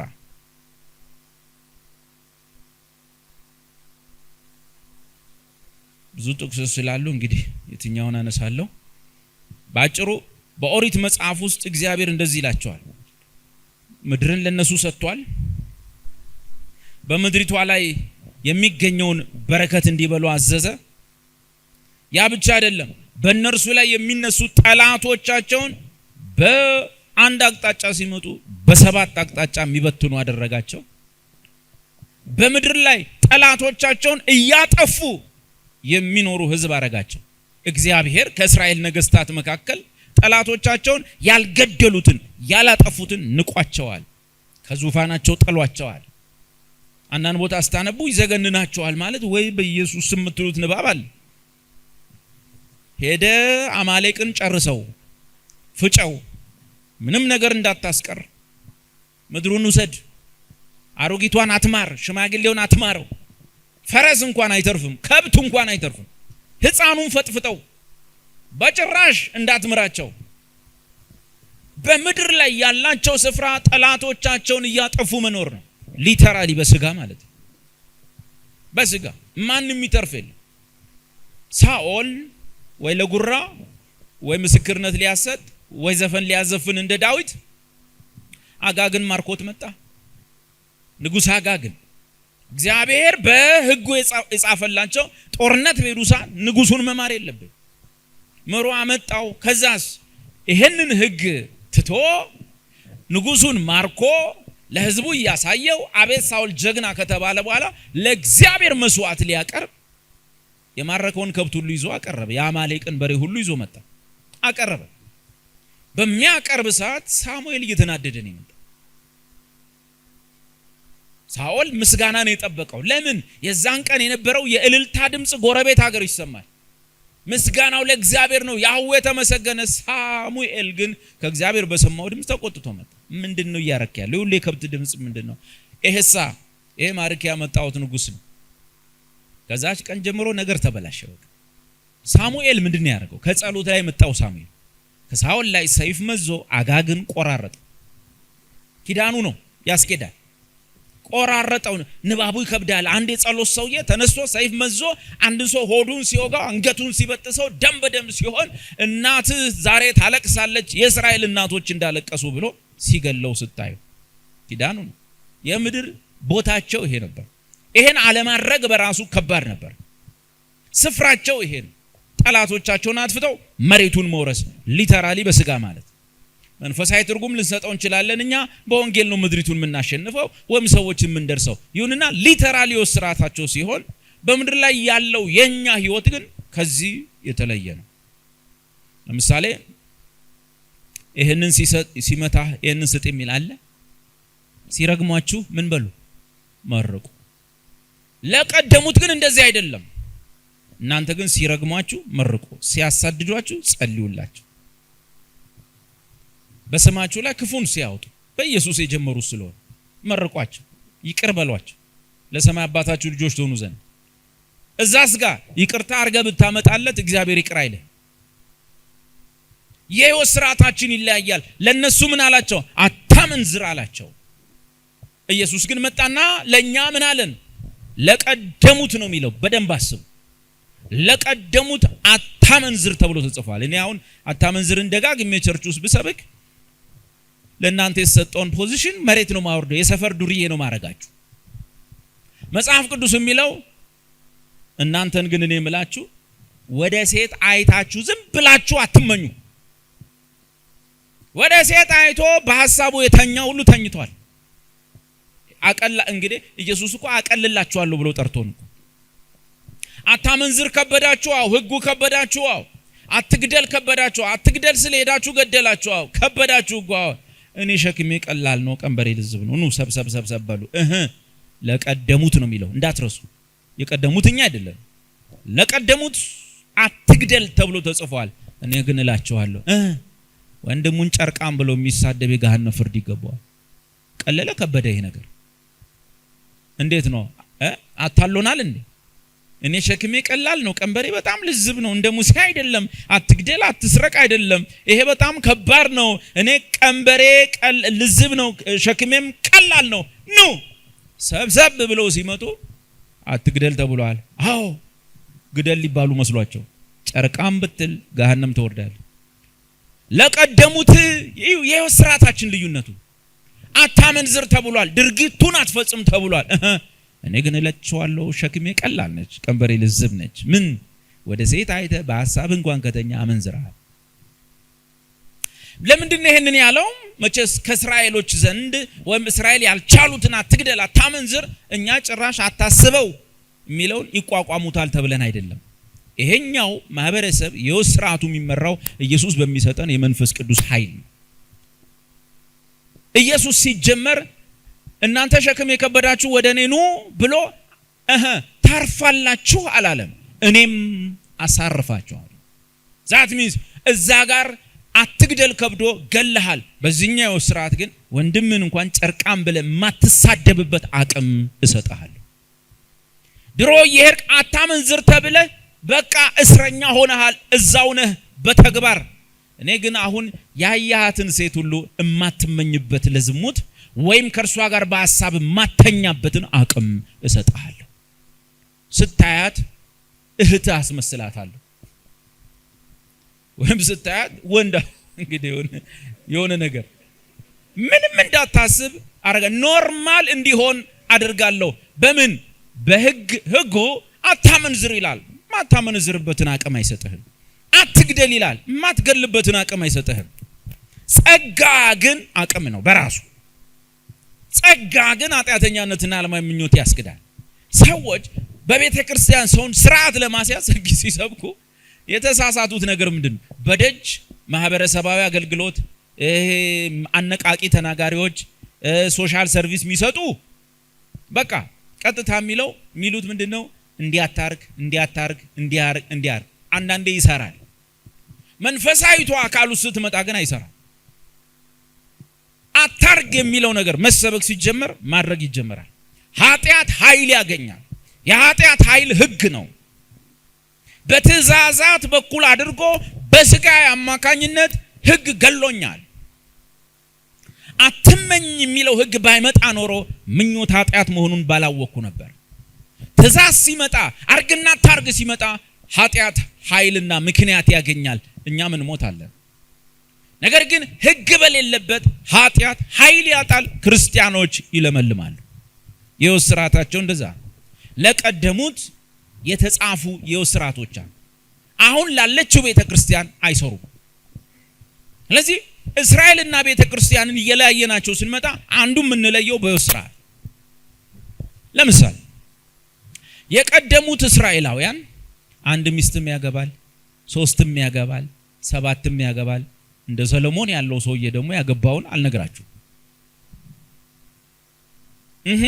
መጽሐፍ ቅዱስ ውስጥ ነውና ለእስራኤል የሰጠ ሥርዓት ነውና እናስቀጥለው አይቻል። ለዚህኛዋ ደግሞ ሌላ ነገር ተሰራላት። እግዚአብሔር ቅዱስ ጳውሎስን አመጣና አሕዛብም አይሁድም ቢሆን እዚህ ከመጡ በኋላ ለአንድ ወንድ ለራሱ አንዲት ሚስት ትኑረው፣ ለአንዲት ሴት ደግሞ ለራሷ አንድ ባል ይኑራት። የቱን እንቀበል? የቱን እንቀበል? እንደምን ነው ዳዊት ስንት አግብቶ እግዚአብሔር ጎሽ ደግ አረክ ብሎት? ምን ነው እና ያዕቆብ 4 ሲያገቡ እግዚአብሔር ደግ አረክ ብሎ ከአራቱም የተወለደውን ባርኮ ሕዝብ አድርጎ የለ እንዴ? ምን ነው እኛ ጋር ሲደርስ አጠበበብን? የቱን እንስማ? እንለያያለን። አንድ ወጥ ነው ስንል በሕይወት ሥርዓት ልዩነት አለ። ጠላትን አትማረው ነው የሕይወት ሥርዓታቸው። እኛ ሀገራችን በሰማይ ነው፣ እነሱ መሬት ለመሬት ሲሄዱ አይተናል። ኢየሱስ እንግዲህ ታውቃላችሁ አይደል? ሕግ ውስጥ የተጻፉት በረከቶች በጣም ያስጎመጅሉ ናቸው። ኢየሱስ ግን መጥቶ ከራሱ የጀመረውን ነገር ይሁን። ኢየሱስም ቀበሮች ጉድጓድ አላቸው፣ የሰማይ ወፎች ጎጆ አላቸው፣ የሰው ልጅ ወይም እኔ ግን እንደማለት ነው ራሱን የሚያኖርበት ወይም ማኖርበት ማሳረፍበት ቦታ የለኝም ማለት ምን? ይሄን ኢየሱስ መከተል ያዋጣል? ያዋጣል? ቤት የሌለው ኢየሱስ ያዋጣል ነው ወይስ ያኛው እኮ በቃ ተው +2+4 ነው ያኛው። ይሄኛው ግን የምንከተለው ጌታ ራሱ ከራሱ ጀመረ። ጎጆም የለኝ ምንም የለኝ ከዛ ምልስ ልከተል ጌታ ሆይ ልከተል። ሂሳብ ተሰርቶን በኢየሩሳሌም ይሄዳል ይነግሳል። ስለዚህ እነ ዮሐንስ የሚያሰቡት አለ ቀኛዝማች ግራዝማች፣ እነዚህም ደግሞ የሆነ የሀብት ተካፋይ ጥቅም ተካፋይ። ኢየሱስ እንደምታስቡ አይደለም። ቀበሮች እንኳን ጉድጓድ አላቸው፣ ማታ ሮጦ ይገባል ጉድጓዴ ብለው። የሰማይ ወፎች ጎጆአቸው አላቸው፣ ሄደው ይገባሉ ይሰሩት። እኔ ራሴን ማስጠጋበት የለብኝም እና ይመቻል እኔን ለመከተል። ለዚህ ሹልክ አንደኛ ጴጥሮስ 1:4 ላይ ለነሱ የተሰጡትን ርስቶች አይተናል። የሚጠፉ ርስቶች ናቸው። አንደኛ ጴጥሮስ 1:4 ላይ ግን እኛ ግን ለማይጠፋ እድፈት የሌለበት ሕያው ለሆነ ርስት ተጠርተናል ይላል። አገኛችሁ?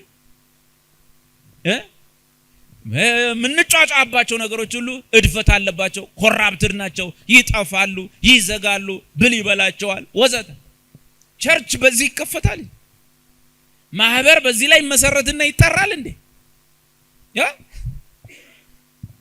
ይጠራል። እኛ የተጠራ ነውና የተሰበሰብ ነው። አንደኛ ጴጥሮስ 1 ላይ እንደጻፈ ለማይጠፋ እድፈት ለሌለበት ለማይበሰብስ ሕያው ለሆነ ርስት። ርስታችን አምላካችን እግዚአብሔር ነው። ርስታችን ክርስቶስ ነው። አንድ አማኝ በክርስቶስ ሲሆን ርስቱን አግኝቷል። አንድ አማኝ በክርስቶስ ሲሆን ርስትን ተቀብሏል። መንፈስ ቅዱስ በውስጡ አለ። ርስትን ተቀብለን ኢየሱስም ዙሪያውን አይቶ ያን ቀን ምን እንዳለ ታውቃላችሁ? ሲያይ ባለጠጎች አሉ።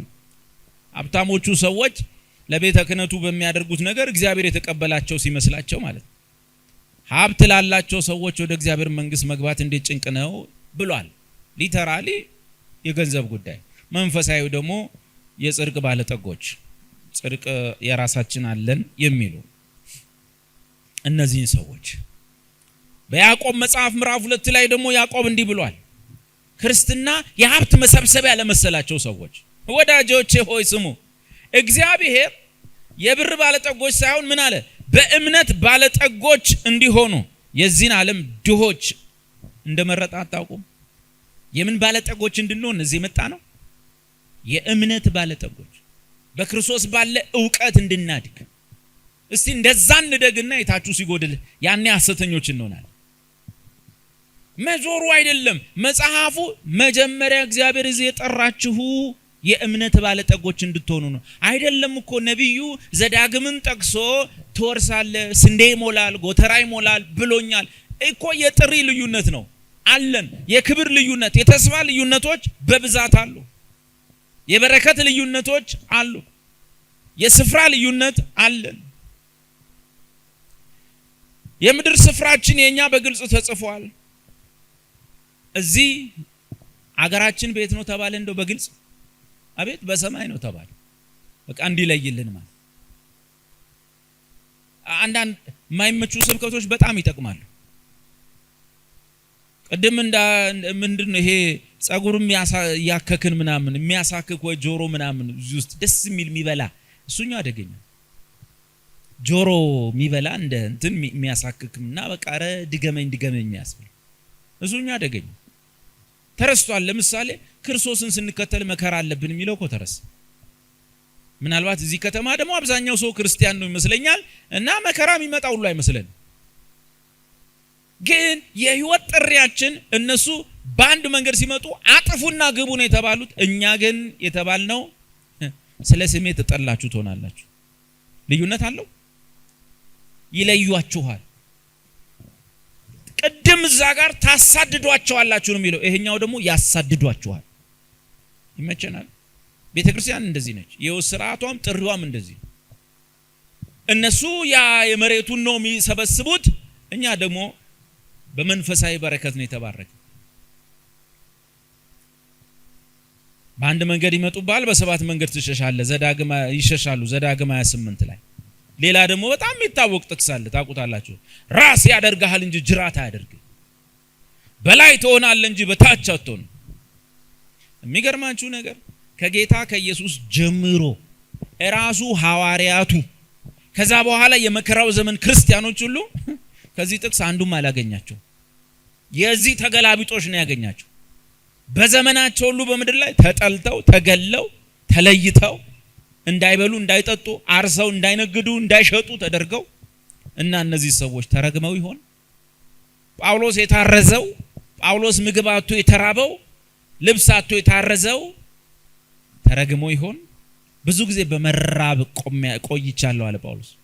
ብዙ ጊዜ በረሃብ ሳልበላ፣ ብዙ ጊዜ በጥማት እና እሱ ተረግሞ ከዛ ደግሞ መኪና ምን ቀያየረው ሰዎች ደግሞ ተባርከን ነው ነገርየው። እንዴት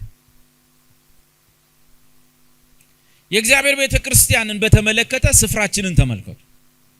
ከምኩራብ ያወጣችኋል ነው የሚለው። የኛ የሚገርላችሁ ሁሉ ራሱ የእግዚአብሔር አገልጋይ የሚመስልበት ባጭሩ ምንድነው? ክፉን ቀን አያምጣው እንጂ ክርስቶስን ማመን ራስን ለሞት ማዘጋጀት። አደጋ ቢመጣ ስደት ቢመጣ ለመገደል ራስን ማዘጋጀት ነው። አይመችም እንጂ ይሄ ስብከት እውነታው ይሄ ነው።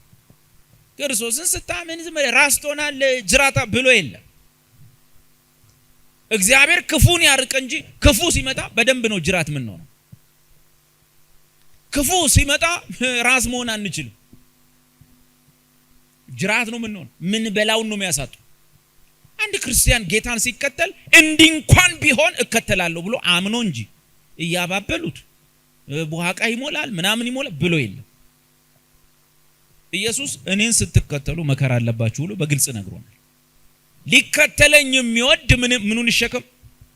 አቤት መስቀሉን ተሸክሞ ይከተለኝ የራሱን መከራ ብሏል። አሳ ጥሩ ነው፣ የክርስቲያን ሀገር ነው፣ ስደት የለም፣ መከራ የለም፣ ወዘተ የለም። ግን ወገኖቼ ራስን ማዘጋጀት ያለብን ክፉ ቀን ቢመጣስ ብለን ወይም ደግሞ ክፉ ቀን ባይመጣም እኔ ግን ኢየሱስን እስከዚህ ልከተለው ወስኜ ነው። ወይም በሌላ አነጋገር ስንዴም ባይኖር እከተለዋል፣ ወይኑም ባይኖር ማዕድናቱን በዚህና በዚህ ባላንጠለጥልም፣ ሀብት ንብረት ባላከማችም ኢየሱስን ግን እከተለዋል ሲባል ይህች የሕያው እግዚአብሔር ቤተክርስቲያን ባህሪ ነች እንጂ የተጠራ ነው ለመሰላችሁ። የምድር ስፍራችን ከምኩራባቸው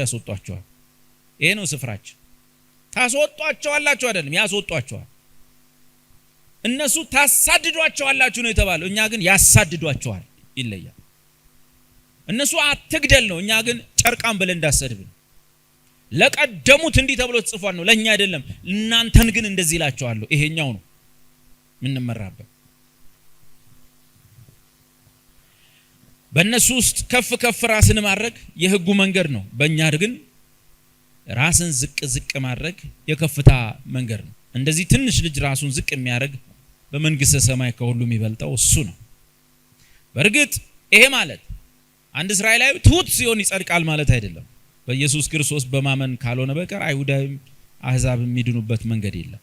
የህይወት ስርዓታችን በየጊዜው ስንኖር ማህበረሰባዊ ህይወታችንን በተመለከተ ሲኖር እነሱን እንመልከት። ኦሪት ዘጸአት ምዕራፍ 21 ቁጥር 25 ኦሪት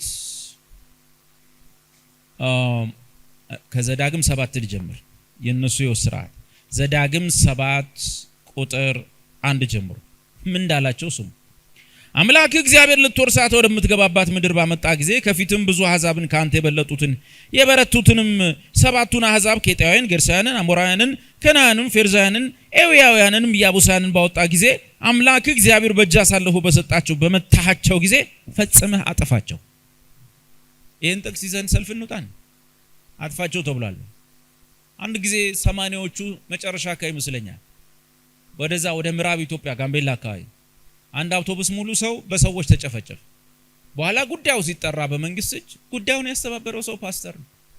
የጠቀሳቸው ጥቅሶች እነዚህ ናቸው። ህዝቡን ያሳመነበት ውጣ እኛን አበሻ ነው የሚሉትና አበሻ መጥቶብሃል ጠላትህን አትማረው ይላል ብሎ ህዝቡን አስነሳ። በልሳን እያወሩ ወጡ፣ ገጀራ ይዘው ወጡ። አውቶቡሱን አስቆመው ሰው ጎዱ።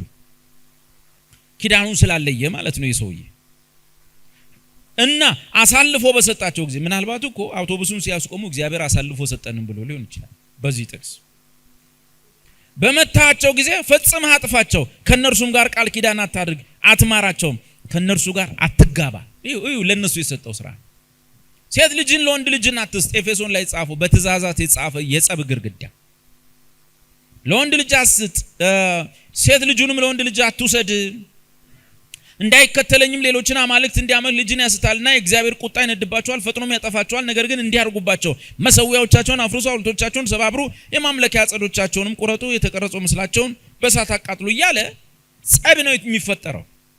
አሁን መንፈሳዊ ነገር ሰተነው መማማር እንችላለን። ግን ሊተራሊ የተፈጠረው ነገር ስትገባ አትማር፣ አጥፋ፣ ፍጨው። ሴት ልጁን አይተ ለልጄ ቆንጆ ነች ብላ አታምጣ፣ ታስተዋለች ልጅን። ወንድ ልጃቸውንም አምጥተ ለሴት ልጅ እንዳሰጥ እንደዚህ ነበር የተሰጣቸው። ምህረት የለም። እንዲሁም ዘጸአት 21 ቁጥር 25 ዘጸአት 21 ቁጥር 25 እንደዚህ ይላል። ይህን የምታውቁት ነው፣ ኢየሱስ የጠቀሰው ነው በአዲስ ኪዳን። አይን በአይን፣ ጥርስ በጥርስ፣ እጅ በእጅ፣ እግር በእግር፣ መቃጠል በመቃጠል፣ ቁስል በቁስል፣ ግርፋት በግርፋት ይከፈል። የሕይወት ስርዓት ነው። እሺ እስራኤላውያን ያ ማህበር የሚኖርበት የሕይወት ስርዓት ምንድነው የሚሆነው? ያ ማህበር ሲኖር የሕይወት ስርዓቱ ይህን ይመስላል። አይን ቢያጠፋ አንድ ሰው ምኑን አጥፉት? አይኑን አጥፉት። ለምሳሌ የባልንጀራውን ግራ አይን ከሆነ ያጠፋው ቀኝ አይኑን እንኳን አያጠፉት። ያዙት ተብሎ ለያጅ ለገራጅ ምናምን በፈራጆች ፊት ይመጣል። የሰፈር ጎረምሳ ወጥሮ ይዘዋል። ከዛ ቤተሰብ አንዱ ይመጣና መሮ ነገር የሆነ ነገር ይዞ መጥቶ ግራ አይኑን ያፈሰው እየጮኸ እያለ ጥርስ የሰበረ እችኛዋን ክራንቻዋን ምንድነች እሷን ከሆነ የሰበረው ይያዛል። እንዲህ ተፈልቅቆ ክፈት ተብሎ እየጮኸ ኧረ በማርያም እያለ ሚምረው የለም። ያቺ ቦታ ላይ ተፈልጎ ጥርስ በጥርስ ይወልቅለታል። አውልቀው ይለኩታል። እጅ በእጅ በስህተት እጅ የቆረጠ በፈራጆች ፊት ይወጣል፣ ያው እጁ ይቆረጣል። እግር በእግር የሰው እግር ላይ ጉዳት ያመጣ እግሩ ተቆልምሞ እንደዛው ሰው ይሰበራታል። መቃጠል በመቃጠል ሰው ላይ ሰው ብታቃጥል አንተም ተይዘ ትወረወራለህ፣ እሳት ውስጥ ትቃጠላለህ። በሰው ላይ ቁስል የፈጠረ በእርሱም ላይ እዛው ቦታ ላይ ቁስል ይፈጠርበታል። ሰውን የገረፈ ሰው እሱም በፈራጅ ሚት መጥቶ ይገረፋታል። ይሄ ምናቸው ነው? የሕይወት ስርዓታቸው። እኛ ደግሞ ለሰማይ አባታችሁ ልጆች ትሆኑ ዘንድ አይመችም አይደል? እንዲህ ያለህን ሰው እንደውም ሁለት ነበር መስጠት አይደል?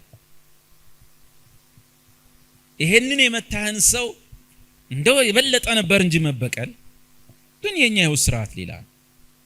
እኔ ግን እላችኋለሁ በሰማያት ላለ አባታችሁ ልጆች ትሆኑ ዘንድ ጠላቶቻችሁን ውደዱ፣ ሲረግሟችሁ መርቁ፣ ለሚጠሏችሁ መልካም አድርጉ፣ ለሚያሳድዷችሁ ጸልዩ። ለቀደሙት ምን ተብሏል? እጅ በእጅ እግር በእግር ዓይን በዓይን ጥርስ በጥርስ ተብሏል። እኔ ግን እላችኋለሁ የሕይወት ስርዓታችን ይለያያል። በጣም ከፍ ያለ ነው የኛ ሕይወት ስርዓት እና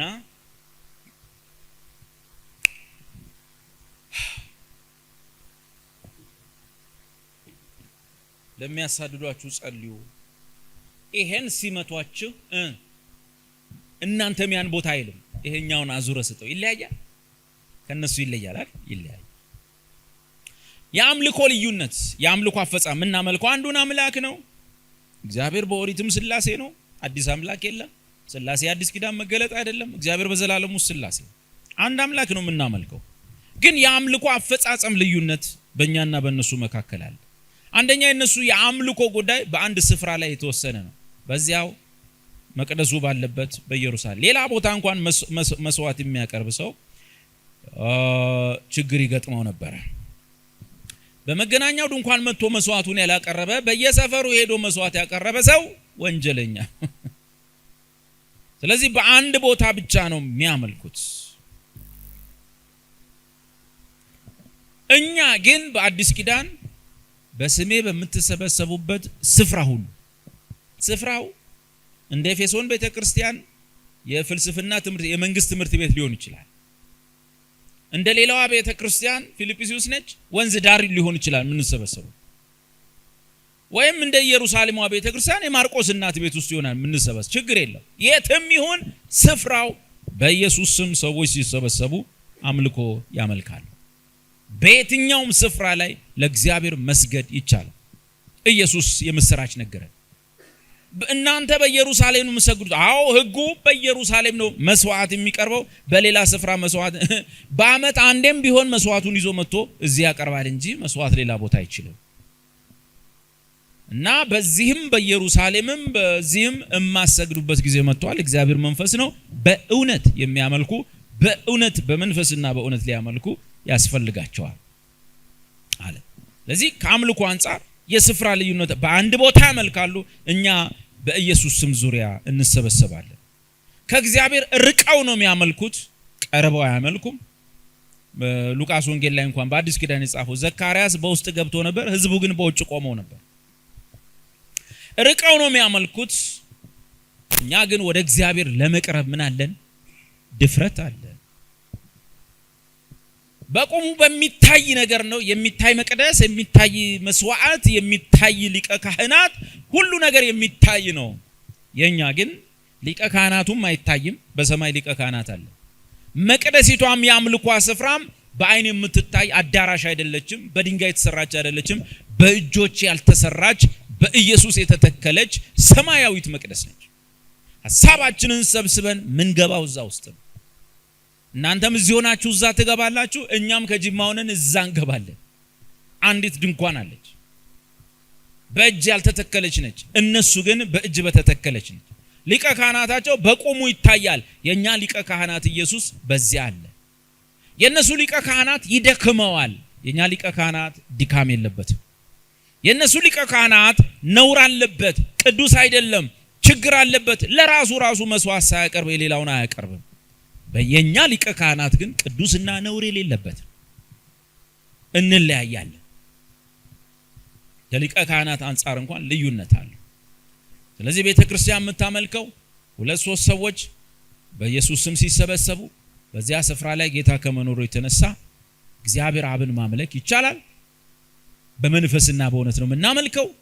የሕይወት ስርዓታችን ይለያል። በምድር ላይ ያለንም ስፍራ ይለያል። በማሳደድ በመግደል የምንኖር አይደለንም።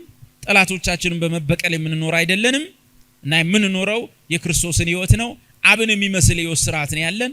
በእነዚህ ነገሮች ቤተክርስቲያን ጥሪዋ፣ በረከቶቿ፣ የሕይወት ስርዓቶቿ የምንመላለስበትና እንድንሆን የተፈለገው ነገር ልዩነት አለው ከምድራዊቷ እስራኤል። እናመሰግንሃለን። እንጸልይ።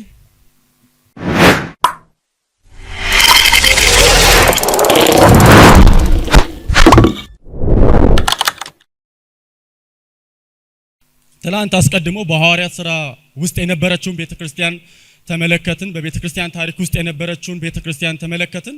ከዛ ማቴዎስ ወንጌል ምዕራፍ 16 ላይ መሰረት በማድረግ ዝርዝር ማብራሪያዎችን፣ ተጨማሪ ማብራሪያዎችን ስለ ቤተክርስቲያን ተመለከትን። ጌታ ኢየሱስ ክርስቶስ በምድር በነበረ ጊዜ ደቀ መዛሙርቱን ስለ እግዚአብሔር መንግስት፣ ስለ ቤተክርስቲያን ሲያስተምር እንደነበር ከሙታን ከተነሳ በኋላ 40 ቀንም ከነሱ ጋር ሲሆን ስለ እግዚአብሔር መንግስት በስፋት ሲያስተምራቸው እንደነበር ተመልክተን ነበር። ወደ ሰማይ ሊያርግ ሲል በኢየሩሳሌም እንዲቆዩና እንዲጸልዩ አዟቸው ነበር። እነሱም በታዘዙት መሰረት ጸሎት ማድረግ ጀመሩ። ጸሎት ማድረግ ከጀመሩ በ10ኛው ቀን ኢየሱስ ደግሞ ከሙታን ከተነሳ በ50ኛው ቀን መንፈስ ቅዱስ ወርዶ ወንጌልን መስበክ እንደጀመሩ ከዚህ የተነሳ ቤተክርስቲያን ውልደቷ እንደጀመረ ተመልክተናል። የቤተ ክርስቲያንን ውልደት ተከትሎ ደግሞ አማኞች ያላቸው አንድነት፣ ያላቸው ፍቅር ከፍ ያለ ነበር። ያላቸውን ሽጠው ገንዘባቸውን አዋጥተው በመካከላቸው ድሃ እስከማይኖር ድረስ ይኖሩ ነበር። ይሄ ሪቫይቫል፣ ገንዘብ የመስጠቱ ሪቫይቫል እየቀነሰ መጥቶ ጳውሎስ ሁለተኛ ቆሮንቶስ ላይ ሲለምናቸው ነበር። ሪቫይቫሉ እየቀነሰ ደግሞ በእኛ ዘመን ምን ያህል ደረጃ እንደደረሰ ታውቃላችሁ። ያላቸውን ሽጠው በአንድነት ይኖሩ ነበር። ግን አንዳንድ አጭበርባሪዎች ነበሩ እንደ ሐናንያና ሰጲራ። የሸጡትን ግማሽ ገንዘብ አስቀምጠው ግማሹን ለሐዋርያት ሰጡ። ምናልባትም ይህንን ያደረጉበት ምክንያት ይሄ ማህበር ሊበተን ይችላል፣ ከተበተነ ደግሞ ያለንን ገንዘባችንን በሙሉ ሰተን ምን ሊውጠን ነው ብሎ ሊሆን ይችላል። ምናልባትም እግዚአብሔር የመሰረታትን ቤተክርስቲያን ባለመረዳታቸው ምክንያት ሊሆን ይችላል ያ ቅጣት የመጣው። ይህ አንድነትና ይህ ፍቅር እየቀጠለ ባለ ሰዓት እነዚህ አጭበርባሪዎች እንዲህ አይነት ነገር ሲያደርጉ እንደሞቱ እናውቃለን። ከዛ በዚህ አንድነትና በዚህ ፍቅር ውስጥ ሳሉ ለቤተ ክርስቲያን የተሰጣትን ተልእኮ ጥሪ የረሱ ይመስላል። ማህበራዊ ጉዳይ ላይ ትኩረት ያደረጉ ይመስላል። ስለዚህ ሐዋርያቱ እኛ ለቃሉና ለጸሎት እንተጋለን፣ ይህንን ደግሞ ፋሲሊቴት የሚያደርጉ ዲያቆናትን እንምረጥ ብለው 7 ዲያቆናት ተመርጠው ነበረ። ግን ደግሞ ቤተክርስቲያንን የሚበትን ስርዓት ደግሞ መጣ። ይህም የሆነው እስጢፋኖስ በጥበብ ተሞልቶ በምኩራብ እየዞረ አይሁዳውያንን ስለ እግዚአብሔር መንግስት እያሳመነ በተሰጠው ጥበብ ማንም ሊቋቋም የማይችለውን የእግዚአብሔርን ቃል እውነት ሲገልጥላቸው ሲያብራራላቸው ነበረ። ከዚህ የተነሳ እስጢፋኖስን በድንጋይ ወግረው ገደሉት። የተቀሩት ክርስቲያኖች ፈርተው ተበተኑ። በተበተኑበት ደግሞ ቃሉን ሁሉ መስበክ ጀመሩ። ከዚህ የተነሳ የአንጾኪያ ቤተክርስቲያን እንደተመሰረተች ተመልክተናል። እስጢፋኖስ በሚወገርበት ጊዜ ደግሞ ድንጋይ ይዘው እንዲወግሩ ትእዛዝ ሲሰጥ የነበረው ጳውሎስ ጌታ በደማስቆ ሊያሳድድ በወጣበት እንደያዘው በኋላ ላይ ህይወቱ እንደተለወጠ ከዚህ የተነሳ ስሙን በአሕዛብ ዘንድ የሚሸከም አገልጋይ እንደሚሆን እንደተነገረው ከዛ ደግሞ ክርስቲያን ከሆነ በኋላ ወንጌልን በአሕዛብ ወንጌልን በሮም ከተሞች ወይም ደግሞ እስከ ምድር ዳርቻ በማስፋፋት የእግዚአብሔርን ወንጌል እንደሰበከ አይተናል። ቤተክርስቲያን ከዛ በኋላ ስደት መጣባት። ከዚህ የተነሳ ብዙ ቦታዎች ቤተክርስቲያኖች እንደተከፈቱ ተመልክተናል። ከዛ ተነስተን ደግሞ ብዙ ልዩነቶች ቢኖሩም ከቤተክርስቲያን ጋር በተያያዘ ፖለቲካዊም ዶክትሪናሊም ልዩነቶች የመጡ እንደሆነ አይተናል። ግን በዋናነት ቤተክርስቲያንን በተመለከተ ያሉ ልዩነቶችን ተመልክተን ነበር። ካቶሊኮች ቤተክርስቲያንን የሚረዱበት፣ ኦርቶዶክሶች ቤተክርስቲያንን የሚረዱበት እና ደግሞ እኛ እንደ ፕሮቴስታንት ቤተክርስቲያንን የምንረዳበትን መንገድ ለማብራራት ሞክረን ነበር። ካቶሊኮች ፓፓል ኢንፋሊቢሊቲ ብለው የሚጠሩት አለ። ፖፑ አይሳሳትም፣ በፌዝ በዶክትሪን በሞራል አይሳሳትም። ስለዚህ ፖፑ የሚሰጠው የቤተ ክርስቲያን መመሪያ ሆኖ ይቀጥላል ብለው ያስተምሩ ነበረ። ይህ ግን ከነሱ ታሪክ ጋር መልሶ እንዴት እንደሚጋጭ አይተናል። ፖፕ ተሳስቶ ቤተ ክርስቲያን መልሰው አውግዘውታል። ስለዚህ ቴዎሎጂያቸው አይደለም በመጽሐፍ ቅዱስ ከነሱ ታሪክ ጋር እንዴት እንደሚጋጭ ለመመልከት ሞክረን ነበር። ከዛ ደግሞ በ1054 ዓመተ ምህረት ይህንን አስተሳሰብ የሚቃወም አስተሳሰብ ተነሳ። ኦርቶዶክሶች ይህንን ተቃወሙ። ዘግሬት ስኬዝም የሚባለው አለ፣ ታላቁ ክፍፍል። ፖፑ ሊሳሳት ይችላል፣ አንድ ግለሰብ ሊሳሳት ይችላል፣ ልትሳሳት የማትችለዋ ቤተክርስቲያን ናት ብለው ኮንሰንሰስ ፓትረም የሚሉትን እንዳመጡ ተመልክተን ነበር። ሎካል ቸርች ልትሳሳት ትችላለች፣ ግን ደግሞ በጋራ ሲሰበሰቡና ብያኔ ሲሰጡ ቤተክርስቲያን አትሳሳትም ብለው ነበር። ፕሮቴስታንት ግን ሊሳሳት የማይችለው የስልጣን ምንጭ መጽሐፍ ቅዱስ ብቻ ነው፣ ቤተክርስቲያን ትሳሳታለች፣ በቃሉ አማካኝነት ቤተክርስቲያንን እያጠራ እግዚአብሔር ይሄዳል እንጂ ቃሉ ከሚለው ሚኒንግ ውጪ ቃሉ ከሚለው ትርጉም ውጪ ቤተክርስቲያን ልትሰጥ አይገባም። ቤተክርስቲያን በእግዚአብሔር ቃል የምትገዛና የምትመራ ናት። ለቃሉ የማይገዛ የትኛውም የቤተክርስቲያን ስርዓት ልምምድ በእግዚአብሔር ቃል የተወገዙ እንደሆነ ተመልክተን ነበር። ከዛ ማቴዎስ ወንጌል ምዕራፍ 16 ላይ መሰረት አድርገን ስለ እግዚአብሔር ቤተክርስቲያን ለመመልከት ሞክረናል። ግን ስለ እግዚአብሔር ቤተክርስቲያን ለማብራራት አስቀድሞ በክርስቶስና በቤተክርስቲያን መካከል ያለውን ግንኙነት ያነሳል። ቤተክርስቲያን ምንጯ መገኛዋ የቤተክርስቲያን መሰረት ክርስቶስ ስለሆነ ያለ ክርስቶስ ቤተክርስቲያን ዲፋይን ልትደረግ ስለማትችል ማቴዎስ አስቀድሞ ስለ ክርስቶስ ማንነት ያብራራል። ከክርስቶስ ማንነት የተገኘችው ቤተክርስቲያን ምን እንደምትመስል ባህሪዋን መዘርዘር ይጀምራል። ጌታ ኢየሱስ ክርስቶስ ከፊልጶስ ቂሳሪያ ከገሊላ ባህር ዳርቻ ወደ ፊልጶስ ቂሳሪያ ጣዖታት ወደ ሞሉበት ፓኒያስ ተብሎ ወደሚጠራው የግሪክ አምላክ በሚመለክበት ስፍራ በርካታ ቤተ ጣዖቶች ባሉበት ስፍራ እነዚህን ደቀ መዛሙርቱን ይወስዳቸዋል። እንዲህ አይነት ኤክስፔሪየንስ አልነበራቸውም። ወደ አህዛብ ከተማ የመግባት ልማድ አልነበራቸውም። ጌታ ኢየሱስ ክርስቶስ ግን ስለ ማንነቱና ስለ ቤተ ክርስቲያን ለማስረዳት ከከተማ ወጥቶ ወደ አህዛብ ወሰዳቸውና እኔ የምጠይቃችሁ ሁለት ነገር ነው፣ እዚያ መጣችሁ በጉዳይ ነው ብሎ ሰዎች ስለኔ ማን ይላችኋል ብሎ ጠየቃቸው። ኤልያስ፣ መጥምቁ ዮሐንስ እያሉ ዝርዝር ሰጡ። ይህንን ሲሉ ከላይ ፖዚቲቭ ይመስላል። ነገር ግን ኢየሱስ ክርስቶስን ከሰው ለይቶ ያለ ማየት ችግር እንደሆነ ተመልክተን ነበር። ታዲያ ኢየሱስን እንዴት ልንመለከት ይገባል የሚለው በሁለተኛው ጥያቄ ውስጥ መልስ እናገኛለን። ሁለተኛው እናንተስ እኔን ማን ትሉኛላችሁ ብሎ ይጠይቃል። በነገራችን ላይ ኢየሱስ ክርስቶስ ሰዎች ስለኔ ምን ይላሉ ሲል ስለራሱ የማወቅ ጉጉት ኖሮት አይደለም። እሱ ሁሉን አዋቂ ነው። ስለሱ ምን እንደሚባልም ያውቃል። ደግሞ ስለራሱ የማወቅ ጉጉት እንደሌለበት የምናውቀው ኒቆዲሞስ በሌሊት ወደ ኢየሱስ ክርስቶስ መጥቶ አንተ መምህር ነህ ሲለው ኢግኖር ያደረገውና ስለኔ ሳይሆን ስለ አንተ እናወራ፣ አንተ ዳግመኛ ካልተወለድክ የእግዚአብሔር መንግስት አትወርስም ብሎ ጉዳዩን ከራሱ አንስቶ ወደ ኒቆዲሞስ ሲመልስ እንመለከታለን። ስለዚህ ከራሱ ጋር በተያያዘ ኦብሰስድ ሆኖ ኢንፎርሜሽን ለመሰብሰብ አይደለም። ወደ ሁለተኛው ጥያቄ ስንሸጋገር ጴጥሮስ አንተ ክርስቶስ ያው እግዚአብሔር ልጅ ነህ አለው። የመጀመሪያው ጥያቄ በኢንፎርሜሽን የሚመለስ ሲሆን ሁለተኛው ጥያቄ በሪቬሌሽን የሚመለስ የእግዚአብሔር ብርሃን የእግዚአብሔር መገለጥ እንደሆነ አይተናል። ጴጥሮስ አንተ ክርስቶስ ያው እግዚአብሔር ልጅ ነህ ሲል በዘመኑ የነበረው አውግስጦስ ቂሳር ይህንን መጠሪያ ለራሱ ይጠቀም ነበር። እኔ የሕያው እግዚአብሔር ልጅ ነኝ፣ ሰማይና ምድርን የፈጠርኩት እኔ ነኝ፣ ምድርን ከሰማይ ማስታርቀው እኔ ነኝ ብሎ ክሌም ያደርግ ነበረ። ለራሱ ቤተ መቅደስ አሰርቶ ይመለክ የነበረ ንጉስ ነው።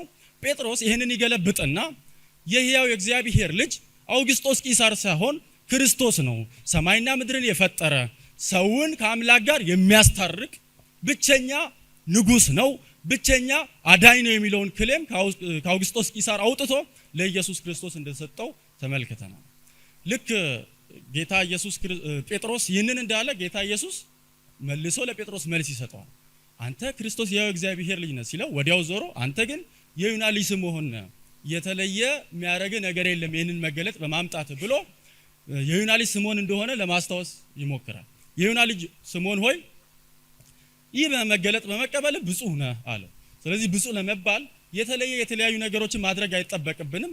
ክርስቶስ የሕያው እግዚአብሔር ልጅ እንደሆነ ማመን ብቻ በቂ ነው። ስለዚህ እዚህ ቤት ውስጥ ያለም ወይም ከዚህ ውጭም ያለ ማንኛውም ሰው ክርስቶስ አንተ የሕያው እግዚአብሔር ልጅ ነህ ካለ ምንድነው ማለት ነው? ብፁዕ ነው።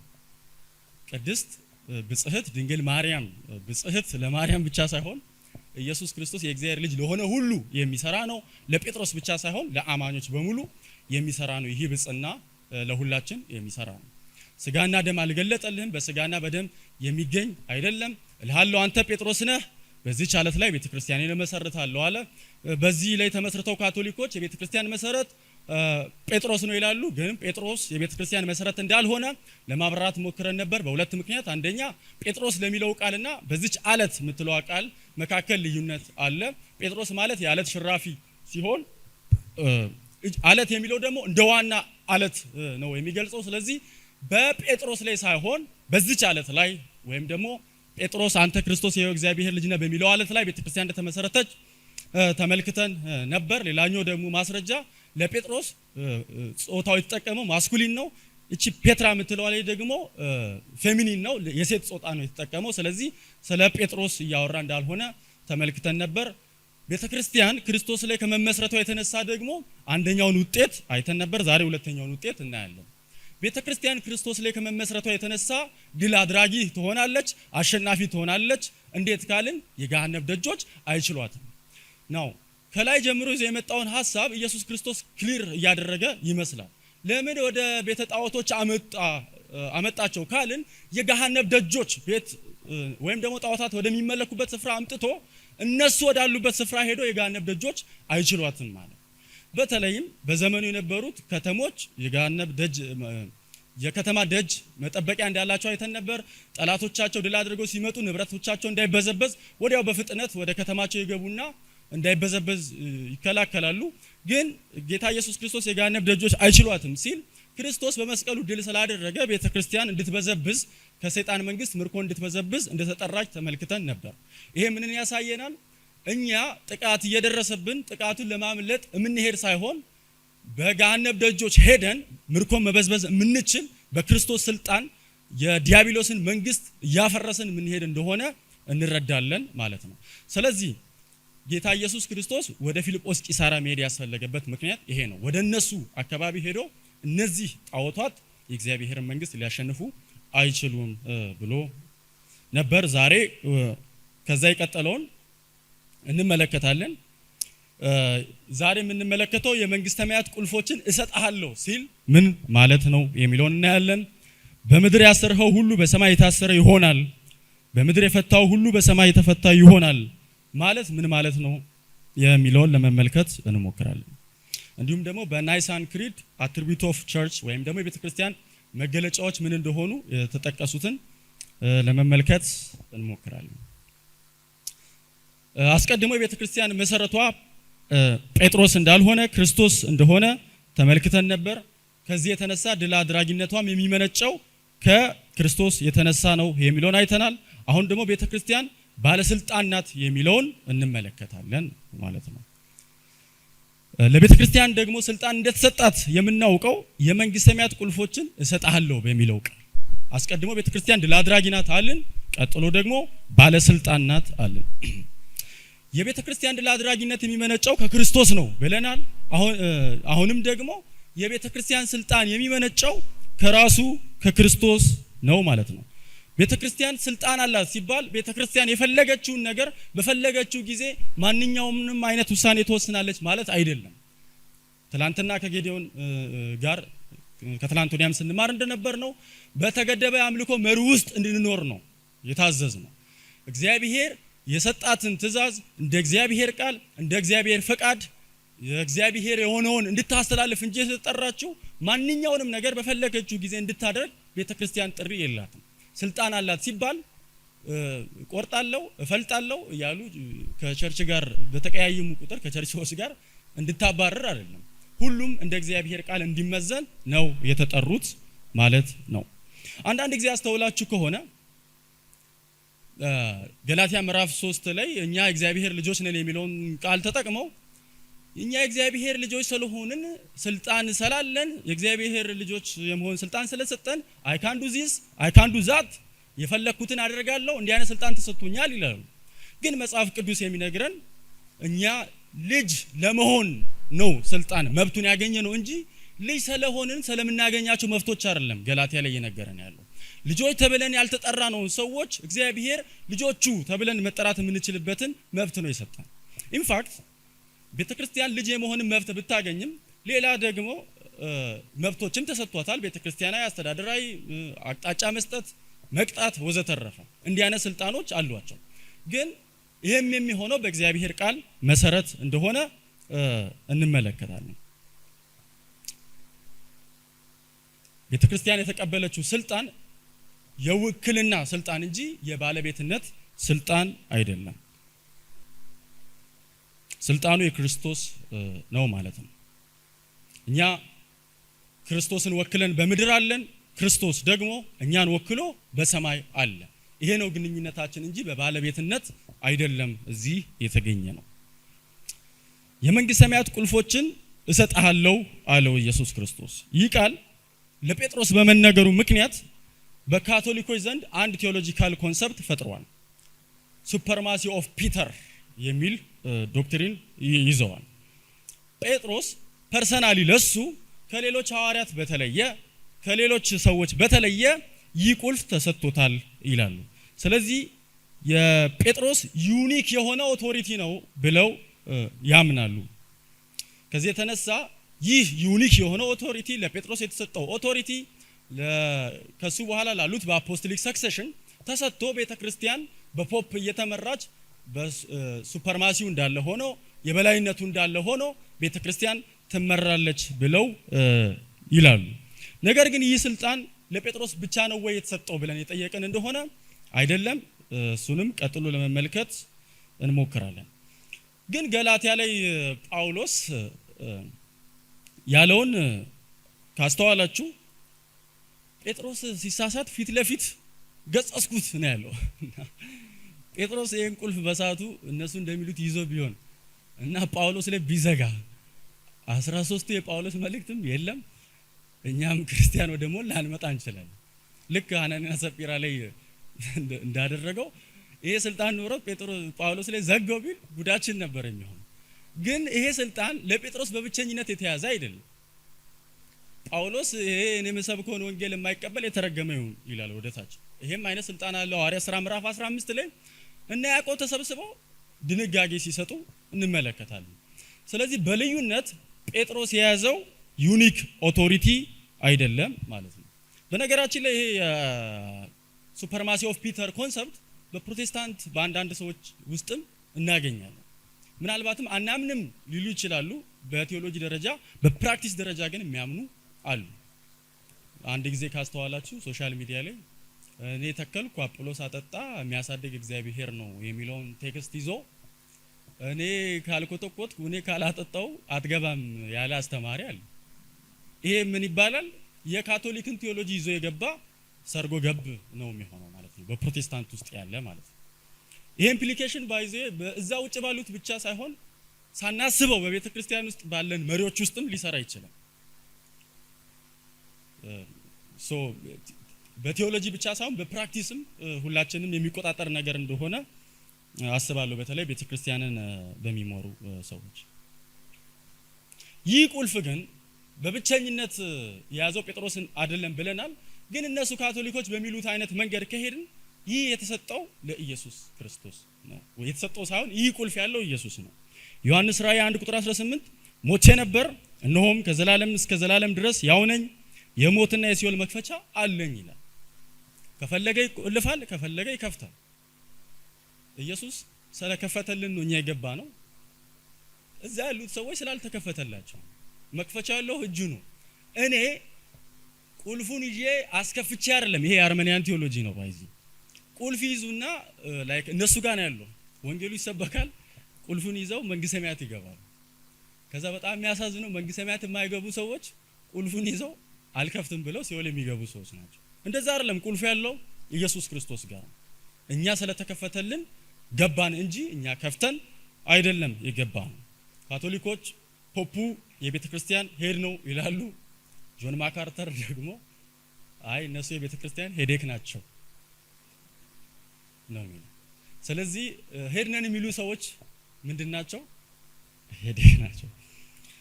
የመንግስት ሰማያት ቁልፎች ግን ምንድናቸው? የመንግስት ሰማያት መክፈቻ ሲል ሰዎች ወደ እግዚአብሔር መንግስት መግባት የሚችሉበት የወንጌል ተልእኮ ነው። እነ ጴጥሮስ የሚሰብኩት ወንጌል ብቻ መሆን መቻል አለበት። ሐዋርያቱ የሚሰብኩት ወንጌል ብቻ መሆን መቻል አለበት። ያለ ወንጌል ስብከት ሰዎች ወደ እግዚአብሔር መንግስት ሊገቡ አይችሉም። ሰዎችን ወደ እግዚአብሔር መንግስት ሊያስገባ የሚችለው የሚሰበከው ወንጌል ብቻ ነው። ሮሜ መጽሐፍ ምዕራፍ 10 ላይ ካልተላኩስ እንዴት ይሰብካሉ? ያለ ሰባኪስ እንዴት ያምናሉ? ቃሉን ሳይሰሙስ እንዴት ያምናሉ ብሎ ይጠይቃል። ወደ መንግስተ ሰማያት መግባት የምንችልበትን በር የሚከፍትልን እነ ጴጥሮስ ሐዋርያቱ የሚሰብኩት ወንጌል እንጂ ጴጥሮስ የሆነ ሳለ ሲሸንጠው 12ታችሁ ገብታችሁ ሌሎቻችሁ ቅሩ የሚለው ስልጣን አይደለም። በወንጌል ስብከት አማካኝነት ይህ በር ይከፈታል። የመንግስተ ሰማያት መክፈቻዎች ቁልፎች የሚለው ወንጌል ስርጭት እንደሆነ የሚያሳየን ማቴዎስ ወንጌል ምዕራፍ 23 ቁጥር 13 ነው።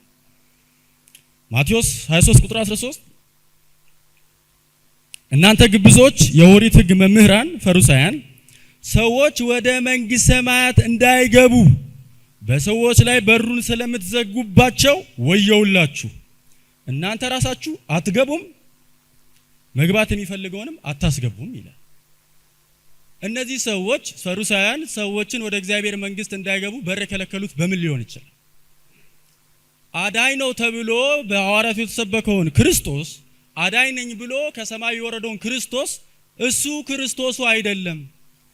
ስለ ክርስቶስ ይመጣል የተባለው መረጃ ማወቅ ከፈለጋችሁ እኛ ጋር አለ የሚል የተሳሳተ ማብራሪያ ስለሚሰጡ ሰዎች ወደ እግዚአብሔር መንግስት እንዳይገቡ ቆልፈውባቸው በሩን ዘግተውባቸው። ስለዚህ የዚህን ተቃራኒ ከወሰድን የመንግስተ ሰማያት መክፈቻ ቁልፍ ማለት በሰማይና በምድር ሊያድን የሚችለው ክርስቶስ ነው የሚለው ወንጌል መልእክት ይሆናል ማለት ነው። ስለዚህ ሰው ወደ እግዚአብሔር መንግስት መግባት የሚችልበት ብቸኛው በር ወንጌል ነው። ለሐዋርያቱ ቁልፍ የተሰጣቸው የወንጌል ስብከት ነው ማለት ነው።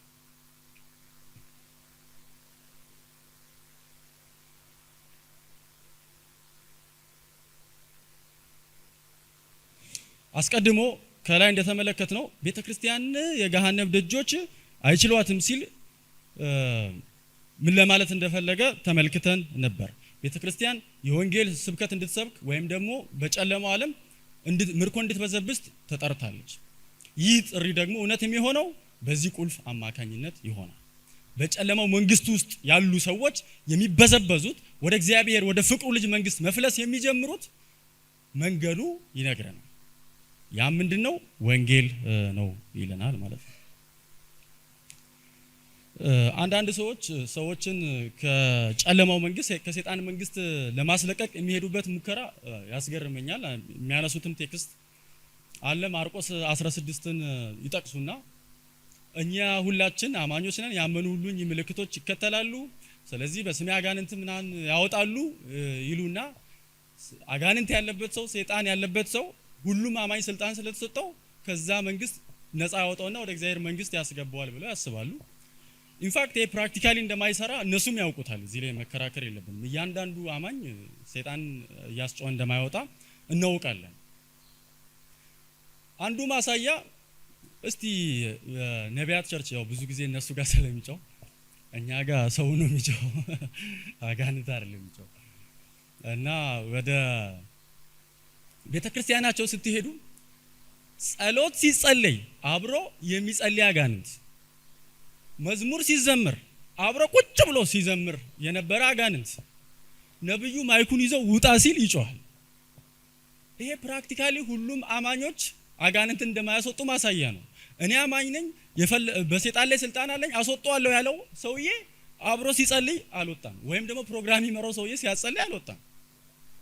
ደግሞ የሚጮህባቸውን ሰዎች ካያችሁ 20 ምናምን ዓመት ኳየር ያገለገሉ 10 ምናምን ዓመት ኳየር ያገለግሉ ሰዎች ናቸው። እኚህ ሰዎች አጋንንት ከጮህባቸው እኔው አስተናይ ምንድነው አብሮ ከኔ ጋር ኳየር ያለ ሰው ካለ ቀስ ብዬ ወጣለሁ። ለዛ ነው ሰዎች አጋንንት በሚጮህ ሰዓት ይፈራሉ። እኔም እንዳያጮህ ብሎ አጋንንትን አፍነው ይዙታል። ከዛ በኋላ አታዋርደኝ ብሎ ይሄዳሉ። አጋንንት እንደዛ አይደለም የሚወጣው። አጋንንት የሚወጣው በዚህ ቃል መሰረት ሰዎች ከጨለማ መንግስት ነፃ የሚወጡት በወንጌሉ ስብከት አማካኝነት።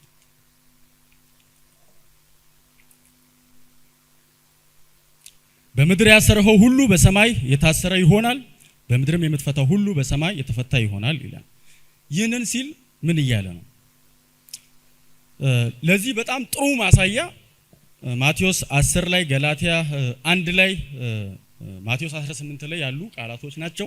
ማቴዎስ 10 ከ14 እስከ 15 ማንም ሰው የማይቀበላችሁ ወይም ቃላችሁን የማይሰማ ቢሆን ያንን ቤት ወይም ከተማ ለቃችሁ ስትወጡ የእግራችሁ ትቢያ አራግፉ። በእውነት እላችኋለሁ በፍርድ ቀን ከዚች ከተማ ይልቅ ለሶዶምና ለጎሞራ ሰዎች ቅጣት ይቀልላቸዋል ይላል። እናንተ አራግፋችሁ ሂዱ፣ እኔ ከእናንተ ጋር እተባበራለሁ ይላል። ገላትያ 1 ቁጥር 18 እኔም ቢሆን የሰማይ መላእክትም ቢሆን ማንም እኔ ከሰበኩላችሁ ወንጌል የተለየ ቢሰብክ የተረገመ ይሁን ይላል። ጌታ ከሱ ጋር አብሮ ያጸናል። በምድር የሚያስረው በሰማይ የታሰረ ይሆናል። ጌታ አብሮ እንደሚሰራ ደግሞ በጣም ምርጡና የተሻለው ማሳያ ማቴዎስ ወንጌል ምዕራፍ 18 ከቁጥር 15 ጀምሮ ያለው ነው። ይህን ቃል በደንብ ብዙ ሰው ያውቀዋል። ሁለትም ሶስትም ሆናችሁ በስሜ በምትሰበሰቡበት እኔ በዚያ እገኛለሁ የሚለው ቴክስት ማለት። አንዳንድ ጊዜ ይሄ ቴክስት ቤተክርስቲያን ውስጥ ሰው ጭር ሲል ሰውን ለማጽናናት ሁለትም ሶስትም በስሜ በምትሰበሰቡበት እኔ በዚያ እገኛለሁ ይላል። ከዛ ሰውየው ሁለት የሆነ ሰው እየደበረውም ይሄን የመሰለ የተስፋ ቃል ካለኝ ልቀመጥ ብሎ ይቆያል። ክፍሉ ግን እንደዛ አይደለም። ወደ ላይ ከተመለከትን ከጀጅመንት ጋር ተያይዞ የተገለጸ ክፍል ነው። ቁጥር 15 ወንድም ቢበድልህ አንተና እርሱ ብቻችሁን ሆናችሁ በደሉን ንገረው፣ ቢሰማ እንደገና ወንድምህን እንዲሆን ታደርጋለህ። ባይሰማ ግን የሁለት ወይም የሶስት ሰው ምስክርነት ስለሚጸና ሁለት ወይም ሶስት ሰው ይዞ ወደ እርሱ ይሄድ። ራሱ ቃል ተጠቅመው ሁለት ወይ ሶስት ሰው ይሄድ። እነርሱንም አልሰማም ቢል ለቤተ ክርስቲያን ንገር። ቤተ ክርስቲያንን የማይሰማ ከሆነ እንደ አረመኔ ተጸጽቶ እንዳይመለስ ኃጢአተኛ ቁጠረው። በእውነት እላችኋለሁ በምድር የምታስሩት በሰማይ የታሰረ ይሆናል፣ በምድር የምትፈቱት በሰማይ የተፈታ ይሆናል። ደግሞም እላችኋለሁ ከናንተ ሁለት በምድር ላይ ማናቸው ከናንተ ሁለት በምድር ላይ ማናቸውንም ነገር ለመለመን ተስማምተን ቢጸልዩ በሰማይ ያለው አባቴ ይፈጽምላችኋል። ሁለት ወይም ሶስት ሆነው በስሜ በምትሰበሰቡበት ስፍራ እኔ በመካከላቸው እገኛለሁ። ኢየሱስ በመካከላቸው የሚገኘው እዚህ ጋር እንዴት ነው? ቤተክርስቲያን ያጠፋውን ሰው የንስሐ ልብ የሌለውን ሰው ለመቅጣት ስትነሳ እግዚአብሔር ይገኛል። ጌታ ኢየሱስ ክርስቶስ በዚያ እገኛለሁ አለ እንጂ ጭር ሲል እገኛለሁ አላለም።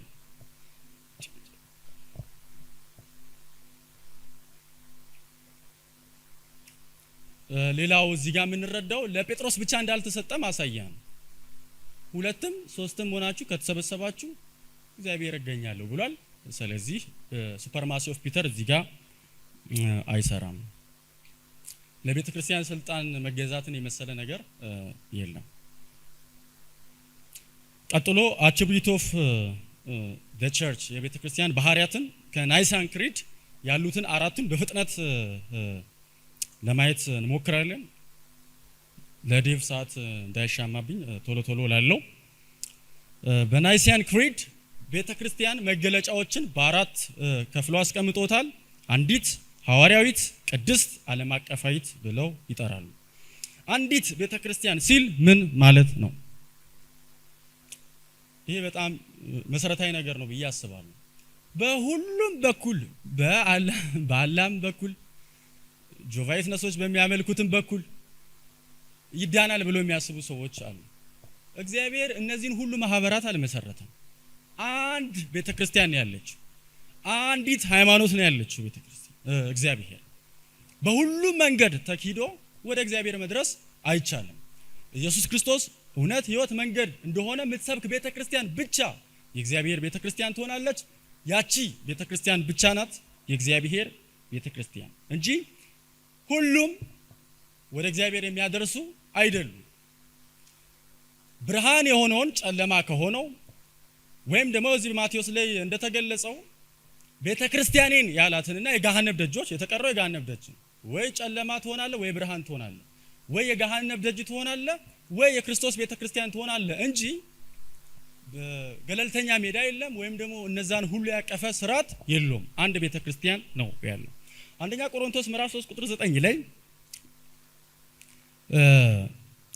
ስለ ቤተክርስቲያን በእርሻ በህንፃ ምሳሌ አድርጎ ይሰጣል። እርሻ እናንተ የክርስቶስ የእግዚአብሔር እርሻ ናችሁ የሚለው እርሻ የሚለው ሲንጉላር ነው፣ ናችሁ የሚለው ፕሉራል ነው። ህንፃ የሚለው ሲንጉላር ነው፣ ናችሁ የሚለው ፕሉራል ነው። ስለዚህ ቤተክርስቲያን አንዲት ስትሆን ብዙ ምዕመናን ያሉባት ናት። ቤተክርስቲያን የክርስቶስ አካል ብልት ናት። ከዴቭ ጋር ስንማር እንደነበረው ማለት ነው። የተለያየ ቤተክርስቲያን አይደለንም። በክርስቶስ አካል ውስጥ የተገጠምን የክርስቶስ አካል ብልቶች ነን። አንደኛ ቆሮንቶስ 12 ላይ ቁጥር 12 እና 20 አካል ብዙ ብልቶች ቢኖሩትም አንድ አካል ነው። ነገር ግን ብልቶች ብዙ ቢሆኑም አካል ግን አንድ ነው። ክርስቶስም እንደዚሁ ነው። እንዲሁ ብልቶች ብዙ ናቸው፣ አካል ግን አንድ ነው ይላል። ስለዚህ የእግዚአብሔር ቤተክርስቲያን አንዲት ቤተክርስቲያን የምትባል ናት ማለት ነው። ጌታ ኢየሱስ ክርስቶስ ስለዚህ ቤተክርስቲያን ሲጸልይ በዮሐንስ ወንጌል ምዕራፍ 17 ቁጥር 21 እና 22 ላይ ይህም አባት ሆይ አንተ በእኔ እኔም በአንተ እንዳለው ሁሉ አንድ እንዲሆኑ እንዲሁም አንተ እኔን እንደላከኝ ዓለምም ያይ ዘንድ እነርሱም በእኛ እንዲሆኑ እኛ አንድ እንደሆንን እነርሱም አንድ እንዲሆኑ የሰጠኝን ክብር ሰጥቻቸዋለሁ። ከክርስቶስ ጋር ከሥላሴ ህብረት ጋር አንድ እንድንሆን ክርስቶስ በህይወት ጸለየ፣ በሞቱ አሳካ፣ በትንሳኤ አሳካ በኢየሱስ ክርስቶስ። ስለዚህ እቺ ቤተክርስቲያን አንዲት ቤተክርስቲያን ናት፣ የክርስቶስ የሆነች ቤተክርስቲያን ናት ማለት ነው። ቀጥሎ ቁጥር 12 እና 13 ላይ አይሁድም ወይም የግሪክ ሰዎች ብንሆን ባሪያ ወይም ነፃ ሰዎች ብንሆን እኛ ሁላችን አንድ አካል እንድንሆን በአንድ መንፈስ ተጠምቀናልና ሁላችንም አንዱ መንፈስ ጠጥተናል ይላል። 4 ዝርዝሮችን ይጠቅሳል። አይሁድና ግሪክ ብሎ ይዘረዝራል። የዘር ልዩነት ያነሳል። ባሪያና ጨዋ የሚል ደግሞ ሶሻል ክላስ ያነሳል። እነዚህ ልዩነቶች በዘመኑ የነበሩ ልዩነቶች ቀላል ልዩነት አይደለም።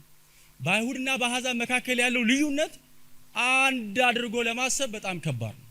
በዘመኑ የነበረ አንድ አይሁዳዊ አንድን አሕዛብ ሴት ቢያገባ ቤተሰብ ዘመድ አዝማዱን ሰብስቦ ለቅሶ ቁጭ ነው የሚለው። ሞቷል ብለው ነው የሚያስቡት፣ እንደ በድን ነው የሚያስቡት።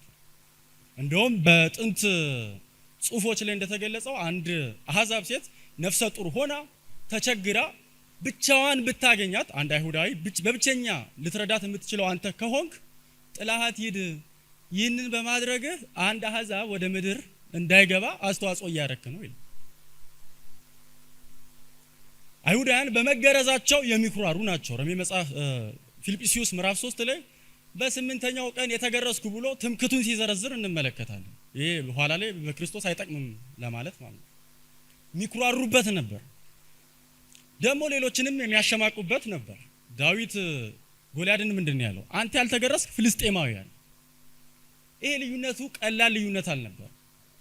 ኢየሱስ መጣ፣ በሞቱ በኩል በትንሳኤው በኩል ለቤተ ክርስቲያን መንፈስ ቅዱስን በመስጠቱ በኩል መንፈስ ቅዱስ መጥቶ ወደ ሆነ አካል ውስጥ ጨምሮናል። አንድ አካል እንድንሆን ዘንድ ተጠምቀናል። ወደ ክርስቶስ አካል ገጠመን። ስለዚህ በክርስቶስ አካል ውስጥ ልዩነት እንዳይኖር፣ በአይሁድና በአሕዛብ መካከል መጠላላት መከፋፈል እንዳይኖር የተገጠምነው ክርስቶስ አካል ውስጥ ነው ይለናል። ከዛ አንዱን መንፈስ ጠጥተናል ይላል። ህብረት የማድረግ የመተባበርን አይነት አገላለጽ ምዕራፍ 10 ላይ እንደሚጠቀመው ማለት ነው። አባቶቻችን በምድረ በዳ ምናምን ተጓዙ፣ ሙሴን የተባበሩ ዘንድ ሁሉም ተጠመቁ። ምክንያቱም ይልና ከአንዱ አለት ጠጥተናል ይላል። ስለዚህ ከሙሴ ጋር እንተባበራለን ይላል። መንፈስ ቅዱስ ወደ ክርስቶስ አካል ስለገጠመን ይህ ልዩነት ጠፍቷል። ከዚህ የተነሳ ቤተክርስቲያን አንድ አካል ሆናለች ይላል። ቀጥሎ ቤተክርስቲያን ሐዋርያዊት እንደሆነች እንመለከታለን። ቤተክርስቲያን ሐዋርያዊት ናት ማለት ኦንሊ ጂሰስ ናት ማለት አይደለም። ኦንሊ ጂሰሶች እኛ በአማርኛው የሐዋርያት ቤተክርስቲያን ነን ነው የሚሉት። እንደ ኦንሊ ጂሰስ አይነተኛ የሐዋርያት ቤተክርስቲያን ትምህርት ላይ ያልተመሰረተች የለም። ግን ክሌም ያደርጋሉ ራሳቸውን የሐዋርያት ቤተክርስቲያን ነን፣ ከሐዋርያት ተከትለን የመጣንን ይላሉ። ቤተክርስቲያን ሐዋርያዊት ናት ስንል በሐዋርያት ትምህርት ላይ የተመሰረተች ናት ማለታችን ነው። መሆንም አለባት ቤተክርስቲያን እንድትሆን። ሐዋርያት ሥራ ምዕራፍ 2 ቁጥር 42 ላይ እነርሱም በሐዋርያት ትምህርትና በህብረት እንጀራውንም በመቁረስ በጸሎት ይተጉ ነበር ይላል። ቀድሞ የነበረችው ማህበር የህይወት ስርዓቷ የሚመዘዘው ከሐዋርያት ትምህርት ነው። በሐዋርያት ዘመን ቢሆኑም ምናልባትም ክርስቶስን አይተው ቢሆኑም የህይወት ስርዓታቸውን የሚመዝኑት ካዩት ከሰሙት ነገር ሳይሆን ሐዋርያት ካስተማሩት ነው። ክርስቶስ ለሐዋርያቱ ስልጣን ስለሰጠ እዛ የተሰጠው ስልጣን ላይ የሙጥኝ የሚሉ እንጂ እኔም ኢየሱስን አይቻለሁ፣ የዘሪው ምሳሌ ሲናገር ሰምቻለሁ፣ ስለዚህ እኔም መመራበት የራሴ መመሪያ አለኝ የሚሉ ድርቅ የሚሉ አይደሉም። ክርስቶስ ሐዋርያቱን ሾሟቸዋል እንዲያስተምሩ እንዲያጠምቁ ማቴዎስ 28 ላይ። ስለዚህ ቤተክርስቲያን የምትመራው ክርስቶስ ለሐዋርያት በሰጣቸው ትእዛዝ መሰረት ላይ ይሆናል ማለት ነው። ኤፌሶን ምዕራፍ 2 ቁጥር 20 በሐዋርያትና በነቢያት መሰረት ላይ ታንጻቸዋል፣ የማዕዘኑም ራስ ድንጋይ ኢየሱስ ክርስቶስ ነው ይላል። ሐዋርያትና ነቢያት መገለጥ አምጪዎች ናቸው። በዚህ በመጣው መገለጥ ላይ ቤተክርስቲያን ትመሰረታለች፣ እየታነጸች እየተገነባች ቀጥሎ ትሄዳለች። ሐዋርያትና ነቢያት መገለጥ አምጪዎች ናቸው ስንል የእናንተ ቤት ግድግዳ ጥቁር መሆኑን ማወቅ አይደለም፣ ወይም ደግሞ ከጓዳ ሰው ማያውቀውን ሚስጥር ማውራት መቻል አይደለም። በኤፌሶን አውደ መሰረት እግዚአብሔር አብ አስቀድሞ በክርስቶስ ያቀደውን በዘመን ውስጥ በታሪክ ውስጥ ያደረገውን እና በዘመን ፍጻሜ ሊያደርግ ያለውን ነገር መግለጥ ማለት ነው፣ መገለጥ ማለት ነው። ስለዚህ ቤተክርስቲያን የምትመሰረተው ሐዋርያቱ ባመጡት መገለጥ ላይ ይሆናል ማለት ነው። ቤተክርስቲያን ቅድስት ናት። ቤተክርስቲያን ቅድስት ናት ስንል ምን ማለት ነው? ሃጊዮስ የሚለው ግሪክ ቃል ለእግዚአብሔር የተለየች የሚለውን የሚያመለክት ነው። ሴት አፓርት ማለት ነው። እግዚአብሔር ቅዱስ በሆነችው ቤተክርስቲያን እግዚአብሔር ቅዱስ በሆነው በልጁ በኢየሱስ ክርስቶስ ደም ለይቶ ለራሱ ሕዝብ ያደረጋቸው ማለት ነው። ዕብራውያን ምዕራፍ 2 ቁጥር 11 ሰዎችን የሚቀድሰውና የሚቀደሱ ሰዎች ከአንድ ቤተሰብ ናቸው፣ ስለዚህ ኢየሱስ ወንድሞቼ ብሎ ሊጠራ አላፈረም ይላል። ወንድሞቼ ብሎ ኢየሱስ ለመጥራት ያላፈረው ለምንድን ነው? ስለተቀደስን። ኢየሱስ ኃጢአተኛን ይጠላል፣ ኃጢአትን ይወዳል የሚሉ ሰዎች አሉ። እዛ ውስጥ አልገባም። እኛን በመቀደሱ ምክንያት ወንድሞቼ ብሎ ይጠራል። ወንድሞቼ ብሎ ለመጥራት ያላፈረው ለምንድን ነው? አስቀድሞ እኛ የነበርንበት ሁኔታ የሚያሳፍር ሁኔታ ነው። ወንድሞቼ ብሎ ለመጥራት የሚያሳፍር አይነት ሁኔታ ውስጥ ስለነበር ነው። ከቀደሰን በኋላ ግን የራሱ ካደረገን በኋላ ከለየን በኋላ ወንድሞቼ እንደሱ የተቀደሱ አይነት ስለሆኑ ወንድሞቼ ብሎ ለመጥራት አላፈረም። ቤተክርስቲያን የእግዚአብሔርን ቅድስና ስለተካፈለች የራሱ የክርስቶስን ቅድስና ስለተካፈለች ከሌሎች ማህበሮች ሁሉ የተለየች ማህበር ናት ማለት ነው። የመጨረሻ ቤተክርስቲያን ዓለም አቀፋዊት ናት። አንዲት ናት ከሚለው ጋር በጣም ተመሳሳይ ነው። ስለዚህ ዓለም አቀፋዊት ማለት ዓለም አቀፍ ቤተክርስቲያን ብሎ መለጠፍ ማለት አይደለም። ዓለም አቀፋዊት ማለት በዓለም ላይ ያሉ የተለያዩ አብያተ ክርስቲያናት በአፍሪካ ሊሆን ይችላል፣ በአውሮፓ በራሺያ ያሉት እነሱን ለማመልከት በዘርና በቀለምና በጾታ የተመሰረተች አይደለችም ማለት ነው። ከዘርና ከቋንቋ የተዋጁ ሁሉ ምእመናንን ያቀፈች ማለት ነው። በስፍራና በጊዜ የማትወሰን ማለት ነው። እቺ ቤተክርስቲያን በክርስቶስ አካል ውስጥ የተገጠመች ቤተክርስቲያን ናት። ስለዚህ ስንጠቀልለው ከትላንት ጀምሮ የቤተክርስቲያን መሰረት ጴጥሮስ ሳይሆን ኢየሱስ ነው። የቤተክርስቲያን ድል አድራጊነት የሚመነጨው በኢየሱስ ላይ ከመመስረቷ የተነሳ ነው። የቤተክርስቲያን ስልጣን የሚነሳው ከራሱ ከክርስቶስ ነው። ስለዚህ ቤተክርስቲያን የተመሰረተችው ክርስቶስ ላይ ነው። ቤተክርስቲያን ባለስልጣን ናት። ቤተክርስቲያን ድል አድራጊ ናት። የቤተክርስቲያን ተልእኮ በጨለማው ዓለም ውስጥ ያሉ ሰዎችን መበዝበዝ ነው። ወደ ፍቅሩ ልጅ መንግስት ወንጌልን እየሰበኩ ማምጣት ነው። ይህን ይመስላል። ከኔ ጋር ያለውን ጨርሰናል።